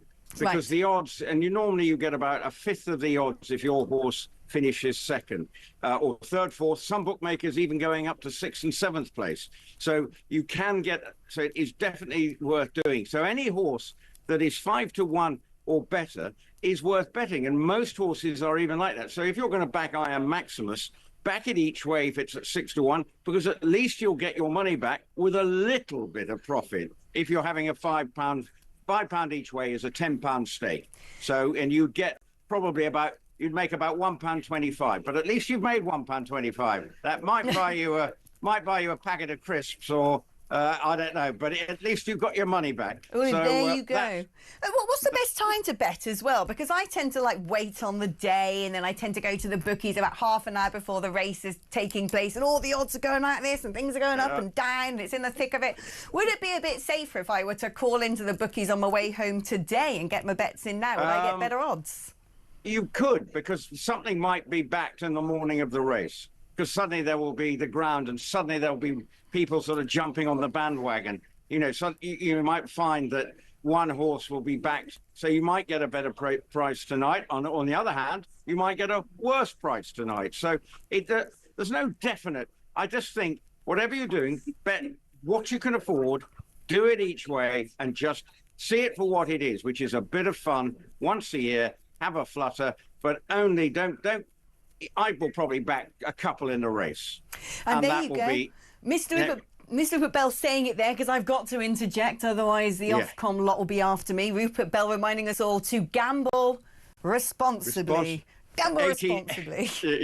18 plus, begambleaware.org. I know the line, so there you go. Good man. And now, before I let you go, normally in the Grand National, you get a particular horse who might have a lovely story behind it. You're going to tell me you don't have one this year, and that's going to really disappoint me. But you get these sort of wonderful racing syndicates, or an older horse who's brought back out of retirement, or, you get these sort of wonderful stories every now and then that the Grand National uniquely seems to create. Is there any sort of horsey fairy tale in this year's race? Well, I think Hewitt might be in the sort of fairy tale land. Cost the owners back in the day just 850 guineas, which is racing terms is next to nothing. I mean, really, that is bargain basement buy. But this horse has gone and won various Grand Nationals, including going over to America, was famously filmed having a sip at Guinness in his local pub in Ireland. So that might be, that's a sort of bit of a feel-good story. Iroquo's got a good story, a local story. Okay, it's owned by J.P. McManus, who can spend squillions on horses. But the people who bought it, the Greenall family, they are steeped in this race. And, they very much, their family have been helping revive the National, because back in the 70s, this place was about to be turned into a building site.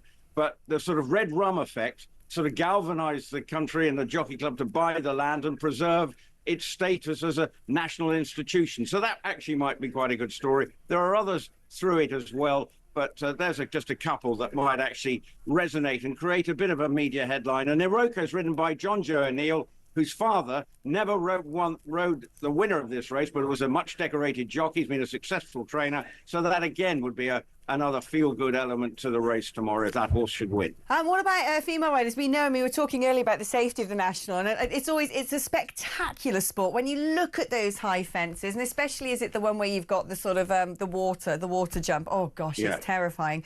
I hate seeing when the horses fall. I just almost have to look away, and I need them to get back up. Really tragic news for Maintree with Rachel. Is it Blackmore? Blackwell? Oh, yeah. Blackmore. I've got it right the first time, and she had a pretty nasty accident. Sadly, her horse did have to be put down. Yes, yesterday she had a fall yesterday. There is always a risk. This is not a risk-free sport. But I can assure you the racing authorities are going out of their way. And actually, if you look at the number of horses actually run, I think the fatalities across the sport are less than 0.2%. So it's statistically, it's not that often. But of course, when it's a race like the Grand National, the eyes of the sporting world are on it. So it creates its added impact when it does happen, and no one wants it, at least of all the people in the sport. But Rachel Blackmore, of course, became the first lady jockey to win the race. She's going to be riding that same horse tomorrow that she had that win in 2021. So who's to say that, and the horse does love running here, and who's to say that Rachel Blackmore might actually have a chance of winning? So I'm sure. What's the name of the horse? Manila Indo. Okay, because that'd be a lovely story, wouldn't it? Twice women win on the same horse. That's worth a flutter. Rupert, thank you ever so much. I like the sound of, was it Hewitt, the Guinness drinking Irish nag?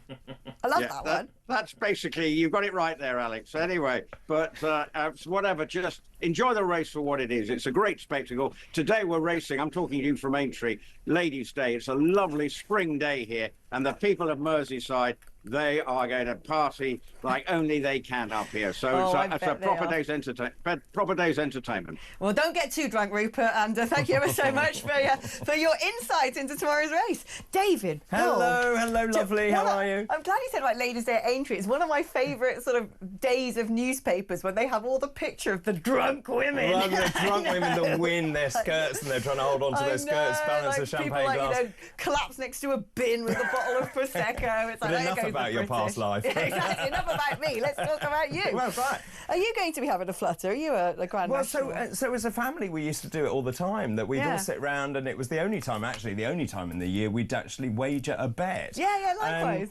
No, I don't have time, actually. Once I finish this show, I go to bed and I get up and do breakfast. So I might be able to do it afterwards. Yeah, maybe. Or what you could do, which would make you really perky on Sunday, is put your flutter on today and then go to bed, and then by the time you wake up, you might be a millionaire. I might be. And then you might just quit your job live on air. Well, I might. And then I think Rupert's coming on the show on Sunday, so I'd better hang on until that happens. Oh, well, look at you working hard, I know. covering for Mr. Ian Collins. Well, exactly. What are you going to be talking about, So we're going to be talking about tariffs. You and I said yesterday to Julia that when I first saw those tariffs when I woke up yesterday, I was like, I did laugh, because the EU has been absolutely pummeled, and Ursula von der Leyen not happy in the slightest about what is going on. And actually, this is a Brexit dividend. The point is now we need to move to everything you and I have talked about, Singapore on Thames. Let's lower taxes, get investment into this country. Here's the other thing. European products could be sent to the United Kingdom, reassembled. It becomes the country of origin here. They pay lower taxes and we benefit.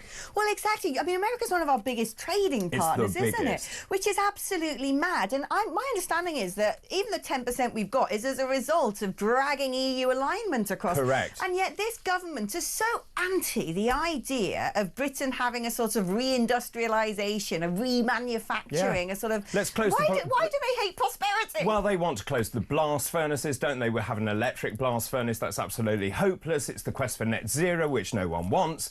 And of course, you're right. What we need to do is to make the country richer and get people off the streets, into houses, build more houses, all the stuff that you and I talk about. And if you were going to look at who would you rather shackle yourself to, you look over to America. I don't know who you're going to shackle yourself to. You looked at me as if I was going to ask you something about last weekend or something. But you have a look over the pond to America and you see the big industrialists. You see Elon Musk, you see Bill Gates, you love him or hate him.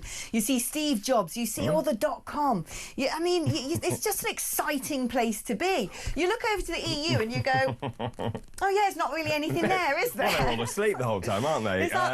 No, it's a declining trade, isn't it, across Europe? And you want to be aligned to the growing economies of the world, particularly India, the United States, and so on. So yeah, I agree totally. Outward looking, that's what we want as a United Kingdom. Singapore on Thames. Singapore on Thames, which